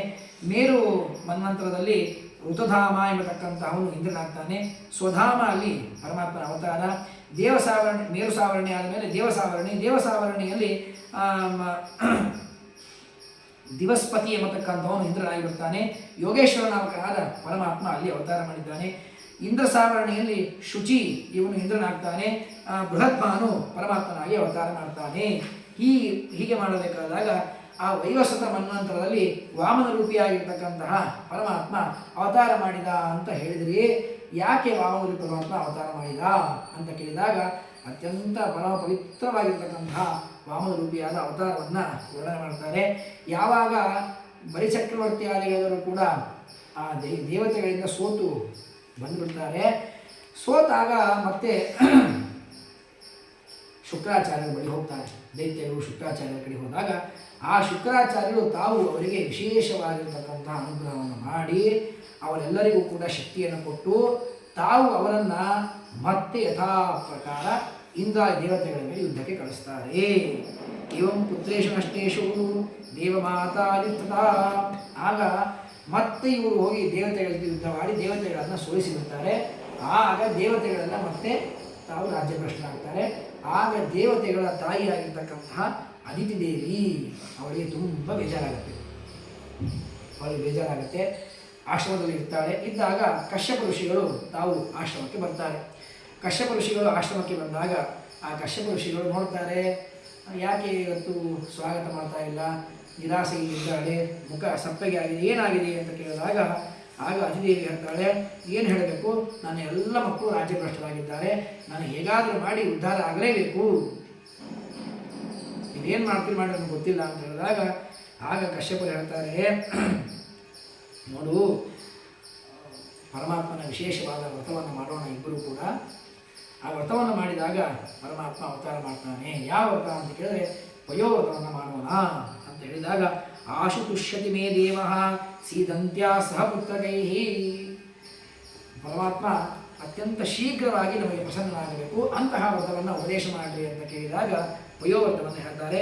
ಏತನ್ಮೇ ಭಗವಾನ್ ಪೃಷ್ಟಃ ಪ್ರಜಾಕಾಮಸ್ಯ ಪದ್ಮಜಃ ಯದಾಹವೇ ಪ್ರವಕ್ಷ್ಯಾಮಿ ವ್ರತಂ ಕೇಶವತೋಷಣಂ. ಪರಮಾತ್ಮನಿಗೆ ಅತ್ಯಂತ ಪ್ರೀತವಾಗತಕ್ಕಂತಹ ವ್ರತ, ಆ ವ್ರತವನ್ನು ಉಪದೇಶ ಮಾಡ್ತೀನಿ ಅಂತ ಹೇಳಿ ಮೊದಲಿಗೆ ಪಯೋವ್ರತವನ್ನು ಉಪದೇಶ ಮಾಡ್ತಾರೆ. ಈ ಪಯೋವ್ರತ ಇದು ಫಾಲ್ಗುಣ ಶುಕ್ಲ ಪಕ್ಷದಲ್ಲಿ ದ್ವಾದಶಿಯವರೆಗೆ, ಪ್ರತಿಫಲದಿಂದ ದ್ವಾದಶಿಯವರೆಗೆ ಮಾಡಬೇಕಾಗಿರ್ತಕ್ಕಂಥ ವ್ರತ. ತ್ರಯೋದಶಿ ದಿವಸ ವಿಶೇಷವಾಗಿ ಉದ್ಯಾಪನೆಯನ್ನು ಮಾಡಿ ಪರಮಾತ್ಮನಿಗೆ ಪ್ರೀತಿಯನ್ನು ಕೊಡಿಸಿ ಬ್ರಾಹ್ಮಣರಿಗೆ ಭೋಜನವನ್ನು ಹಾಕಿಸಿ ನೀವು ಭೋಜನವನ್ನು ಮಾಡಬೇಕು. ನಿತ್ಯದಲ್ಲೂ ಕೂಡ 3 ಸಲ ಸ್ನಾನ ಮಾಡಬೇಕು, ಬ್ರಹ್ಮಚರ್ಯ ಪಾಲನೆ ಮಾಡಬೇಕು, ನೆಲದ ಮೇಲೆ ಮಲಗಬೇಕು. ಆ ಪರಮಾತ್ಮನಿಗೆ ವಿಶೇಷವಾಗಿ ನಾರಾಯಣ ಇತ್ಯಾದಿ ಮಂತ್ರಗಳಿಂದಾಗಿ ಅವನಿಗೆ ನಿತ್ಯದಲ್ಲಿ ಹೋಮ ಇರುತ್ತೆ, ಅವನ್ನು ಮಾಡಿ ಪರಮಾತ್ಮನಿಗೆ ಹಾಲಿಂದ ಅಭಿಷೇಕವನ್ನು ಮಾಡಬೇಕು. 6 ಕಡೆ ಪೂಜೆ ಇರುತ್ತೆ ನಿತ್ಯದಲ್ಲೂ ಕೂಡ. ಆ ಸೂರ್ಯನಲ್ಲಿ, ಜಲದಲ್ಲಿ, ಪ್ರತಿಮೆಯಲ್ಲಿ, ರಂಗೋಲಿಯಲ್ಲಿ, ಬ್ರಾಹ್ಮಣರಲ್ಲಿ, ಅಗ್ನಿಯಲ್ಲಿ, ಹೀಗೆ 6 ಕಡೆ ಪೂಜೆಯನ್ನು ಮಾಡಬೇಕು ನಿತ್ಯದಲ್ಲೂ ಕೂಡ ಭಗವಂತನಿಗೆ. ಹಾಗೆ ಭಗವಂತನಿಗೆ ಪೂಜೆಯನ್ನು ಮಾಡಿ ಆ ಭಗವಂತನಿಗೆ ಸಂತೋಷವನ್ನು ಪಡಿಸಬೇಕು. ತ್ರಯೋದಶಿ ದಿವಸ ಉದ್ಯಾಪನೆಯನ್ನು ಮಾಡಿ ಅವತ್ತು ಭೋಜನಾದಿಗಳನ್ನು ಮಾಡಬೇಕು ಅಂತ ಹೇಳಿದಾಗ ಅವಶ್ಯವಾಗಿ ಆಗಲಿ ಅಂತ ಹೇಳಿ ಅದಿತಿ ಮತ್ತು ಕಶ್ಯಪರು ಇಬ್ಬರೂ ಕೂಡಿ ವಯೋವ್ರತವನ್ನು ಮಾಡಿದ್ದಾರೆ. ಮಾಡಿ ಯಜ್ಞೇಶ ಯಜ್ಞ ಪುರುಷಾಚ್ಯುತ ತೀರ್ಥಪಾದ ತೀರ್ಥಶ್ರವಶ್ರವಣ ಮಂಗಲನಾಮಧೇಯ ಆಪನ್ನ ಲೋಕವಜಿನೋಪ ಶಮೋದಯಾದ್ಯ ಶಮ್ನಕ್ರದೀಶ ಭಗವನ್ನ ವಸನ್ನನಾಥ. ಆ ಪರಮಾತ್ಮನಿಗೆ ಸ್ತೋತ್ರವನ್ನು ಮಾಡಿದ್ದಾರೆ.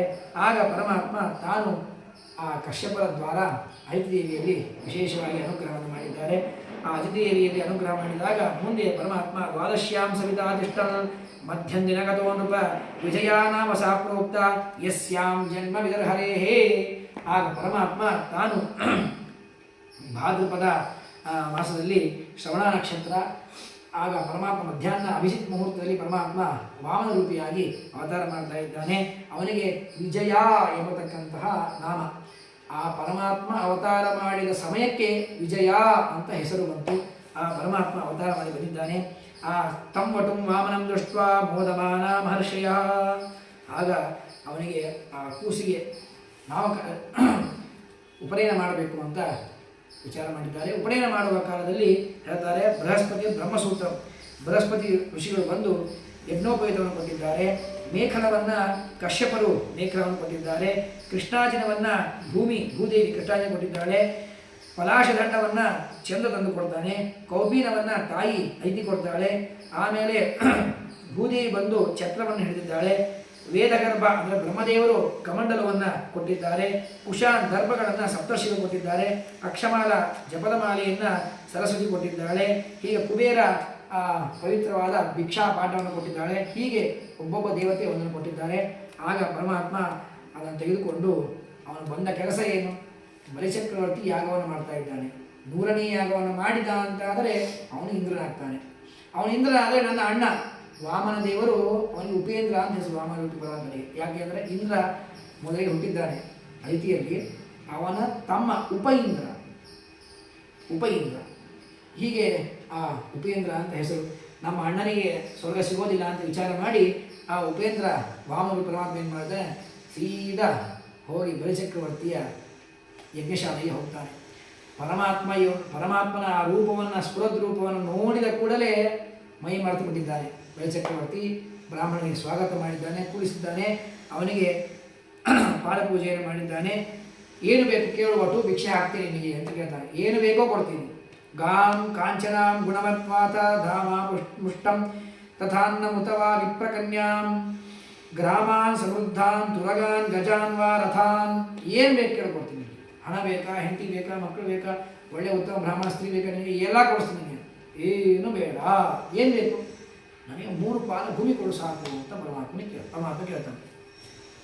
ಶುಕ್ರಾಚಾರ್ಯ ಗೊತ್ತಾಗತ್ತೆ, ಇವನು ನಾರಾಯಣ ಈ ರೂಪದಿಂದ ಬಂದಿದ್ದಾನೆ, ಮಾತು ಕೊಡಬೇಡ ಅಂತ ಹೇಳ್ತಾರೆ. ಸಾಧ್ಯನೇ ಇಲ್ಲ. ಏನು ಕೇಳು ಭಿಕ್ಷೆ ಹಾಕ್ತೀನಿ ಅಂತ ನಾನು ಹೇಳಿದ್ದೀನಿ. ನಾನು ಮಾತು ತಪ್ಪೋದಾ? ಪ್ರಹ್ಲಾದರಾಜ ಮೊಮ್ಮಗ ನಾನು, ಬಲಿಚಕ್ರವರ್ತಿ. ನಾನು ಹೆಂಗೆ ಮಾತು ತಪ್ಪಲಿ? ಏನು ಕೇಳು ಕೊಡ್ತೀನಿ, ಅವಶ್ಯ ಕೊಡ್ತೀನಿ ನಾನು. ಯಾವಾಗ ಪರಮಾತ್ಮನಿಗೆ ಆ ವಿದ್ಯಾವಳಿ ಬಂದು ಬಲಿಚಕ್ರವರ್ತಿ ಕೈಗೆ ನೀರನ್ನು ಹಾಕಿ ಸಂಕಲ್ಪ ಮಾಡಿ ಕೃಷ್ಣಾರ್ಪಣ ಅಂತ ಹೇಳ್ತಾನೆ, ತಕ್ಷಣಕ್ಕೆ ಪರಮಾತ್ಮ ವಾಮನ ರೂಪಿ ಇದ್ದ ಪರಮಾತ್ಮ ತ್ರಿವಿಕ್ರಮನಾಗಿ ಬೆಳೆದುಬಿಡ್ತಾನೆ. ಬೆಳೆದು ತನ್ನ ಒಂದು ಕಾಲಿಂದ ಇಡೀ ಭೂಮಿಯನ್ನು ಆವರಿಸಿ ಬಿಡ್ತಾನೆ, ಮತ್ತೊಂದು ಕಾಲಿಂದ ಆಕಾಶ ಲೋಕವನ್ನು, ಅಂತರಿಕ್ಷ ಲೋಕವನ್ನು ತಾನು ಅಲ್ಲಿ ಸ್ಪರ್ಶವನ್ನು ಮಾಡಿದ್ದಾನೆ. ಯಾವಾಗ ಅಂತರಿಕ್ಷ ಲೋಕವನ್ನು ಸ್ಪರ್ಶವನ್ನು ಮಾಡ್ತಾನೆ, ಮಾಡಿದ ಕೂಡಲೇ ಬ್ರಹ್ಮಾಂಡ ಕಟಾಹ ಒಡೆದು ಹೋಗಿದೆ. ಅಲ್ಲಿ ಬ್ರಹ್ಮದೇವರು ಸತ್ಯಲೋಕದಲ್ಲಿ ಭಗವಂತನ ಧ್ಯಾನ ಮಾಡ್ತಾ ಇದ್ದಾರೆ. ಕಣ್ಣು ಮುಂದೆ ಭಗವಂತನ ಪಾದ ಬರ್ತದೆ. ಬ್ರಹ್ಮದೇವರಿಗೆ ಪರಮಾತ್ಮನ ಪಾದ ಕಂಡ ಕೂಡಲೇ ತಾವು ಕಮಂಡಲ ತೆಗೆದುಕೊಂಡು ಅಭ್ಯರ್ಚ ಭಕ್ತ್ಯಾಭ್ಯ ಗೃಣಾಶ್ರು ವಿಶ್ರವ ಯನ್ನಾಭಿಪಂಕೇರು ಹಸಂಭವ ಸ್ವಯಂ ಧಾತು ಕಮಂಡಲು ಜಲಂ ತದರುಕ್ರಮಸ್ಯ ಪಾದಾವನೇ ಜನ ಪವಿತ್ರತಯಾ ನರೇಂದ್ರ. ಭಗವಂತನ ಪಾದ ಪೂಜೆಯನ್ನು ಮಾಡಿದ್ದಾರೆ. ನಾವು ಸ್ವಾಮಿಗಳ ಪರಮಾತ್ಮನ ಭಕ್ತರ ಸ್ವಾಮಿಗಳ ಪಾದ ಪೂಜೆ ಮಾಡಿದರೆ ಆ ಪಾದವನ್ನು ನಮ್ಮ ತಲೆ ಮೇಲೆ ಹಾಕ್ಕೊಂಡ್ರೆ ವಿಪ್ರಪಾದೋದಕಂ ಶಿರಸಿಧಾರಗೀತ ಅಂತ ಹೇಳ್ತಾರೆ. ಸಂಸಾರವನ್ನು ದಾಟಿಸುವಂತಹ ಪಾದದ ಧೂಳಿ, ಪಾದದ ಜಲ, ಪಾದೋದಕ ಅಂಥದ್ದು ಸಾಕ್ಷಾತ್ ಪರಮಾತ್ಮನ ಪಾದೋದಕ. ಪರಮಾತ್ಮನ ಮೂರ್ತಿಗೆ ಅಭಿಷೇಕ ಮಾಡಿದ ಪಾದೋದಕ ಅಲ್ಲ, ಪರಮಾತ್ಮನ ಸಚ್ಚಿದಾನಂದಾತ್ಮಕವಾದ ಆ ಪಾದಗಳಿಗೆ ಪಾದ ಪೂಜೆಯನ್ನು ಮಾಡಿದ್ದಾರೆ. ಅದೇ ಗಂಗೆಯಾಗಿ ಉತ್ಪತ್ತಿಯಾಗಿ ಕೆಳಗೆ ಬಂದಿದೆ. ಅದಕ್ಕಾಗಿ ಗಂಗಾದೇವಿಗೆ ಅಷ್ಟು ಪಾವಿತ್ರ್ಯ. ಅದಾದ ಮೇಲೆ ಪೂಜೆಯೆಲ್ಲ ಆಯಿತು. ಇನ್ನು 3ನೇ ಕಾಲಲ್ಲಿ ಇರಲಿ ಅಂತ ಕೇಳ್ತಾನೆ ಪರಮಾತ್ಮ. 2 ಕಾಲ ಆಯಿತು, 3ನೇ ಕಾಲಲ್ಲಿ ಇರಲಿ ಅಂತ ಕೇಳಿದ್ರೆ ಯಾವ ಜಾಗ ಇಲ್ಲ, ನನ್ನ ತಲೆ ಮೇಲೆ ಕಾಲನ್ನು ಇಡು ಅಂತ ಹೇಳಿದಾಗ ತಲೆ ಮೇಲೆ ಕಾಲಿಟ್ಟಿದ್ದಾನೆ. ಇಟ್ಟಿದ ಮೇಲೆ ಏನು ಚಿಂತೆ ಮಾಡಬೇಡ, ನೀನು ಕೆಳಗೆ ಹೋಗು, ಅಲ್ಲಿ ನಿಮ್ಮ ತಾತ ಇದ್ದಾನೆ ಪ್ರಹ್ಲಾದರಾಜ, ನೀನು ಅಲ್ಲೇ ಇರು, ನಿನಗೆ ಮುಂದೆ ಇಂದ್ರನಾಗ್ತಿ, ಇಂದ್ರನಾದ ಮೇಲೆ ನೀನು ಅಲ್ಲಿ ನಿನ್ನ ಸಂಸಾರ ಸಾಧನೆ ಮುಗಿಸ್ಕೊಂಡು ಮೋಕ್ಷಕ್ಕೆ ಹೋಗು ಅಂತ ಅವನಿಗೆ ಅನುಗ್ರಹ ಮಾಡ್ತಾನೆ. ವಿಂಧ್ಯಾವಳಿ ಪ್ರಾರ್ಥನೆ ಮಾಡ್ತಾಳೆ. ಅವಳ ತುಂಬ ಸುಂದರವಾಗಿ ಸ್ತೋತ್ರ ಇದೆ. ಅಲ್ಲಿ ಹೇಳ್ತಾರೆ, ಮುಖ್ಯವಾಗಿ ಅವಳು ಹೇಳೋದು ನೋಡಿ, ಒಬ್ಬ ಹೆಂಡತಿ ಅವಳು ಎಷ್ಟು ಪರಮಾತ್ಮ ಸ್ತೋತ್ರ ಮಾಡ್ತಾಳೆ ಅಂದರೆ, ನಮಗೆ ಸ್ವಾತಂತ್ರ್ಯ ಭ್ರಮ ಬರೋದು ಬೇಡ ಸ್ವಾಮಿ, ನಾವು ಸ್ವತಂತ್ರವಾಗಿ ಎಲ್ಲ ಕೆಲಸ ಮಾಡ್ತೇವೆ ಅನ್ನುವಂತಹ ಭ್ರಮ ಏನಿದೆಯಲ್ಲ ಅದು ನಮಗೆ ಬರಬಾರದು ಅಂತ ಪ್ರಾರ್ಥನೆ ಮಾಡ್ತಾಳೆ ವಿದ್ಯಾವಳಿ. ಅವಶ್ಯವಾಗಿ ಆಗಲಿ ಅಂತ ಹೇಳ್ತಾನೆ. ಪರಮಾತ್ಮ ಎಲ್ಲ ಅನುಗ್ರಹ ಮಾಡಿದ್ದಾರೆ. ಪರಮಾತ್ಮ ಹೇಳ್ತಾನೆ, ಬ್ರಹ್ಮನ್ ಯಮನುಗೃಹಾಮಿ ತದ್ವಿತ್ತಂ ವಿಧನೋಮ್ಯಹಂ. ಪರಮಾತ್ಮ ಹೇಳ್ತಾನೆ, ಯಾರಿಗೆ ನಾನು ಅನುಗ್ರಹ ಮಾಡಬೇಕು ಅಂತ ಇಚ್ಛೆ ಮಾಡ್ತೇನೋ ಅವರ ಹಣವನ್ನು ಮೊದಲೇ ಕಸ್ಕೋತೇನೆ. ಹೀಗಾಗಿ ಇವನ ಬಲಿಚಕ್ರವರ್ತಿಯ ಎಲ್ಲ ರಾಜ್ಯವನ್ನು ನಾನು ತಗೊಂಡ್ಬಿಟ್ಟೆ, ಆ ಬಲಿಚಕ್ರವರ್ತಿ ಅನುಗ್ರಹ ಮಾಡಿದೆ ಅಂತ ಹೀಗೆ ಎಲ್ಲ ಹೇಳ್ತಾರೆ. ಹಾಗೆ ಬಲಿ ಸುತ ಲೋಕದಲ್ಲಿ ಹೋಗಿ ಅಲ್ಲಿ ತನ್ನ ತಾತನೊಂದಿಗೆ ಇರ್ತಾನೆ. ಹೀಗೆ ಬಲಿಚಕ್ರವರ್ತಿಯ ಉದ್ಧಾರದ ಕಥೆಯನ್ನು ಹೇಳಿದ್ದಾರೆ. ಅದಾದ ಮೇಲೆ ಪರಮಾತ್ಮ ತಾನು ಮತ್ಸ್ಯರೂಪಿ, ಮತ್ಸ್ಯ, ಕೂರ್ಮ, ವರಾಹ ಹೀಗೆ ದಶಾವತಾರಗಳನ್ನು ತೆಗೆದುಕೊಂಡಿದ್ದಾರೆ ಅಂತ ಹೇಳಿದರೆ, ಮತ್ಸ್ಯರೂಪಿ ಅಂದರೆ ಏನು ಕೆಟ್ಟ ವಾಸನೆ, ಆ ಮೀನುಗಳ ಓಣಿಯಲ್ಲಿ ನಮ್ಗೆ ಹೋಲಿಕ್ಕಾಗಲ್ಲ, ಅಷ್ಟು ವಾಸನೆ ಇರುತ್ತೆ. ಇನ್ನು ಮೀನಾಗಿ ಬಂದ ಪರಮಾತ್ಮ ಅಂದರೆ ಹೆಂಗ್ರಿ ಅದು ಸಾಧ್ಯನಾ? ಯಾರಾದರೂ ಊಹೆ ಮಾಡ್ಕೊಳ್ಳಿಕ್ಕೆ ಸಾಧ್ಯ ಇಲ್ಲ. ಅಂಥದ್ದು ಮೀನಿನ ರೂಪವನ್ನು ಪರಮಾತ್ಮ ತೆಗೆದುಕೊಂಡ ಅಂದರೆ ಯಾಕೆ ತೆಗೆದುಕೊಂಡ ಅಂತ ಕೇಳಿದ್ರೆ ಅದಕ್ಕೆ ಹೇಳ್ತಾರೆ, ಇಲ್ಲ, ಹಿಂದೆ ಹಯಗ್ರೀವ ಎಂಬತಕ್ಕಂತಹ ಒಬ್ಬ ದೈತ್ಯ, ಅವನು ಎಲ್ಲ ವೇದಗಳನ್ನು ಅಪಾರ ಮಾಡಿದ್ದ, ಅದನ್ನು ಉದ್ಧಾರ ಮಾಡೋದಕ್ಕೋಸ್ಕರವಾಗಿ ಮತ್ಸ್ಯರೂಪಿಯಾಗಿ ಅವತಾರ ಮಾಡಿ ಬಂದ ಪರಮಾತ್ಮ ಬಂದು ಏನು ಮಾಡಿದ ಅಂತಂದರೆ ಸತ್ಯವ್ರತ ಎಂಬತಕ್ಕಂತಹ ಒಬ್ಬ ಬ್ರಾಹ್ಮಣನಿಗೆ ಉದ್ಧಾರವನ್ನು ಮಾಡಿದ ಅಂತ ಹೇಳ್ತಾರೆ. ಆ ಸತ್ಯವ್ರತ ಬ್ರಾಹ್ಮಣನಿಗೆ ಹೇಳ್ತಾರೆ, ನೀನು ತ್ವಮಾದೋ ಔಷಧಿ ಸರ್ವ ಬೀಜಾನ್ ಇಚ್ಛಾವಚಾನಿ ಚ ಸಪ್ತರ್ಷಿ ಪರಿವೃತಃ ಸರ್ವಸತ್ವೋಪಬ್ರಹ್ಮಿತಃ ಆರೋಕ್ಷ್ಯ ಬೃಹದೀಂ ನಾಮಂ ವಿಚರಿಷ್ಯಸ್ಯ ವಿಪ್ಲವಃ ಏಕಾರ್ಣವೇ ನಿರಾಲೋಕೆ ಋಷೀಣಾಮೇವ ವರ್ಚಸಾ. ನೋಡು, ಸಪ್ತಮೇ ಅದ್ಯನಾರೂಢ್ವಂ ಮತ್ಸ್ಯ ಪರಮಾತ್ಮನ ಹೇಳ್ತಾನೆ ಆ ಸತ್ಯವ್ರತ ಬ್ರಾಹ್ಮಣನಿಗೆ, ನೋಡು, ಒಂದು ದೊಡ್ಡ ಹಡಗು ಬರುತ್ತೆ, ಇನ್ನು ಇವತ್ತಿಂದ ಸರಿಯಾಗಿ 7 ದಿವಸಗಳಿಗೆ ಇಡೀ ಪ್ರಳಯವಾಗುತ್ತೆ. ಈ ಪ್ರಳಯವಾದಾಗ ಎಲ್ಲ ಜಗತ್ತು ನಾಶವಾಗಿ ಹೋಗುತ್ತೆ. ಆ ಸಂದರ್ಭದಲ್ಲಿ ಒಂದು ದೊಡ್ಡ ಹಡಗು ನಿನ್ನ ಮುಂದೆ ಬರುತ್ತೆ. ಆ ಹಡಗಿನಲ್ಲಿ ನೀನು ಹತ್ತುಕೋ, ಸಪ್ತರ್ಷಿಗಳು ಬರ್ತಾರೆ, ಎಲ್ಲ ಧಾನ್ಯಗಳನ್ನು ಹಾಕಿಕೊಂಡು ಕೂತ್ಕೋ, ನಾನು ನಿನಗೆ ಬಂದು ಉಪದೇಶ ಮಾಡ್ತೇನೆ ಅಂತ ಹೇಳ್ತಾರೆ. ರಾತ್ರಿ ಕಾಲದಲ್ಲಿ ಪರಮಾತ್ಮ ಪುರಾಣ ಸಂಹಿತಾಂ ದಿವ್ಯಾಂ ಸಾಂಖ್ಯಯೋಗಕ್ರಿಯಾವತೀಂ ಸತ್ಯವ್ರತಸ್ಯ ರಾಜರ್ಷೇರ್ ಆತ್ಮಗುಹ್ಯಂ ಅಶೇಷತಃ. ರಾತ್ರಿ ಕಾಲದಲ್ಲಿ ಎಲ್ಲ ಸಾಂಖ್ಯ ತತ್ವಗಳನ್ನು ಆ ಸತ್ಯವ್ರತನಿಗೆ ಸಾಕ್ಷಾತ್ ಪರಮಾತ್ಮ ಮತ್ಸ್ಯರೂಪಿಯಾಗಿರ್ತಕ್ಕಂಥ ಪರಮಾತ್ಮ ಅವತಾರ ಮಾಡ್ತಾನೆ. ಹತ್ವಾಸುರಂ ಹಯಗ್ರೀವ ವೇದಾಂ ಪ್ರತ್ಯಾಹಾರತ್ ಹರಿಹಿ. ಆಗ ಆ ಪ್ರಳಯ ಕಾಲದಲ್ಲಿ ಎಲ್ಲ ಅಸುರ, ಹಯಗ್ರೀವ ಎಂಬತಕ್ಕಂಥ ಅಸುರ, ಅವನು ಎಲ್ಲ ವೇದವನ್ನು ಅಪಾರ ಮಾಡಿದ್ದ, ಅವನನ್ನು ಸಂಹಾರ ಮಾಡಿ ವೇದವನ್ನು ಪರಮಾತ್ಮ ಉದ್ಧಾರ ಮಾಡಿದ್ದಾನೆ. ಪ್ರಳಯ ಪಯಸಿ ಧಾತು ಸಪ್ತಶಕ್ತೇರ್ ಮುಖೇಭ್ಯಃ ಶ್ರುತಿಗಣಮಪನೀತಂ ಪ್ರತ್ಯುಪಾದತ್ತ ಹತ್ವಾ ದಿತಿಜಮಕತಯಚ್ಚ ಬ್ರಹ್ಮ ಸತ್ಯವ್ರತಾಯ ತಮಜಮಖಿಲ ಹೇತುಂ ಜಿಹ್ವಮೀನಂ ನತೋಸ್ಮಿ. ಇತಿ ಶ್ರೀಮದ್ಭಾಗವತೆ ಮಹಾಪುರಾಣೆ ವೈಯಾಸಿಕ್ಯಾಯಾಂ ಅಷ್ಟಾದಶಸಹಸ್ರ್ಯಾಂ ಪಾರಮಹಂಸ್ಯಾಂ ಸಂಹಿತಾಯಾಂ ಅಷ್ಟಮಸ್ಕಂದೆ ತ್ರಯೋವಿಂಶೋಧ್ಯಾಯಃ. ಶ್ರೀಕೃಷ್ಣಾರ್ಪಣಮಸ್ತು. ನಾಹಂಕರ್ತ ಹರಿಕರ್ತ ತತ್ಪೂಜಾ ಕರ್ಮಚಾಕಿಲಂ ತಥಾಪಿ ಮತ್ಕೃತಾ ಪೂಜಾ ತತ್ಪ್ರಸಾದೇ ಅನಿತ ತದ್ಭಕ್ತಿಸ್ತತ್ಫಲಂ ಮಖ್ಯಂ ತತ್ಪ್ರಸಾದ ಪುನಃ ಪುನಃ ಕರ್ಮಣ್ಯಾಸೋ ಹರಾದೇವ ವಿಷ್ಣು ಸ್ತುತಿಕರಸದ ಅನೇನ ಭಾವಿಯತ್ ಪುಣ್ಯಂ ಅವಾಪ್ನೋತು ಗುರುನ್ನಮ. ಶ್ರೀಕೃಷ್ಣಾರ್ಪಣಮಸ್ತು. ಈ ಅಷ್ಟಮಸ್ಕಂದ ಅತ್ಯಂತ ಪವಿತ್ರವಾಗಿರ್ತಕ್ಕಂತಹ ಅಷ್ಟಮಸ್ಕಂದ. ಇಲ್ಲಿ ಸಾಕ್ಷಾತ್ತಾಗಿ ಪರಮಾತ್ಮನ ಅನೇಕ ಅವತಾರಗಳಾಗಿದೆ, ಶ್ರವಣ ಮಾಡಿದ್ದೀರಿ. ಗಜೇಂದ್ರ ಮೋಕ್ಷ ಕಾಲದಲ್ಲಿ ಪರಮಾತ್ಮನ ಅವತಾರವಾಗಿದೆ. ಮತ್ಸ್ಯರೂಪಿ ಅವತಾರದ ಕಥೆಯನ್ನು ಹೇಳಿದ್ದಾರೆ. ವಾಮನರೂಪಿಯಾಗಿ ಅವತಾರ ಮಾಡಿದ್ದಾನೆ. ಮಧ್ಯದಲ್ಲಿ ಸಮುದ್ರ ಮಥನ ಮಾಡಬೇಕಾದಾಗಂತೂ 10 ರೂಪಗಳಿಂದ ಪರಮಾತ್ಮ ಅವತಾರ ಮಾಡಿದ್ದಾನೆ. ಅತ್ಯಂತ ಮಂಗಳಕರವಾದದ್ದು. ಇಲ್ಲಿ ಕೇವಲ ಪರಮಾತ್ಮನ ಅವತಾರ ಅಷ್ಟೇ ಅಲ್ಲ, ಲಕ್ಷ್ಮೀದೇವಿಯ ಅವತಾರ, ಆ ಲಕ್ಷ್ಮೀದೇವಿಯ ಪರಮಾತ್ಮನ ವಿವಾಹ ಎಲ್ಲವೂ ಆಗಿದೆ. ಅತ್ಯಂತ ಪವಿತ್ರವಾಗಿರ್ತಕ್ಕಂಥ ಅಷ್ಟಮಸ್ಕಂದ. ಈ ಅಷ್ಟಮಸ್ಕಂದವನ್ನು ಯಥಾಯೋಗ್ಯತೆಯಾಗಿ ನಮ್ಮ ಸ್ವರೂಪೋದ್ಧಾರಕಗಳಾಗಿರ್ತಕ್ಕಂಥ ಮಾಹುಲಿ ಆಚಾರ್ಯರ ಅನುಗ್ರಹದಿಂದ ಹೇಳಿದ್ದೇನೆ. ಏನು ಒಂದು 4 ಮಾತುಗಳನ್ನು ಹೇಳಿದ್ದೇನೆ, ಅದು ಏನು ಸರಿಯಾಗಿದೆ ಅದೆಲ್ಲ ನಮ್ಮ ಗುರುಗಳ ಪಾದಾರವಿಂದಗಳಿಗೆ. ಏನು ತಪ್ಪುಗಳನ್ನು ಹೇಳ್ತೀವಿ ಬೇಕಾದಷ್ಟು, ಅದೆಲ್ಲವೂ ಕೂಡ ನಮ್ಮ ಲೋಪದೋಷಗಳು, ನಮ್ಮ ದೋಷದಿಂದ ಆಗಿರ್ತಕ್ಕಂಥದ್ದು ಅಂತ ಹೇಳ್ತಾ ಪರಮಾತ್ಮನ ಪಾದಾರವಿಂದಗಳಲ್ಲಿ ಇದನ್ನು ಸಮರ್ಪಣೆ ಮಾಡ್ತಾ ಇದ್ದೇನೆ. ಇದನ್ನು ಶ್ರವಣ ಮಾಡಿದಂಥ ನಿಮಗೂ ಕೂಡ ವಿಶೇಷವಾಗಿ ಪರಮಾತ್ಮ ಅನುಗ್ರಹವನ್ನು ಮಾಡಲಿ, ಉತ್ತರೋತ್ತರ ಅಭಿವೃದ್ಧಿಯಾಗಲಿ ಅಂತ ಹೇಳ್ತಾ ಈ ಪ್ರವಚನ ಮಾಲಿಕೆಯನ್ನು ಇಲ್ಲಿಗೆ ಮುಗಿಸ್ತಾ ಇದ್ದೇವೆ. ಶ್ರೀಕೃಷ್ಣ ಅರ್ಪಣಮಸ್ತು.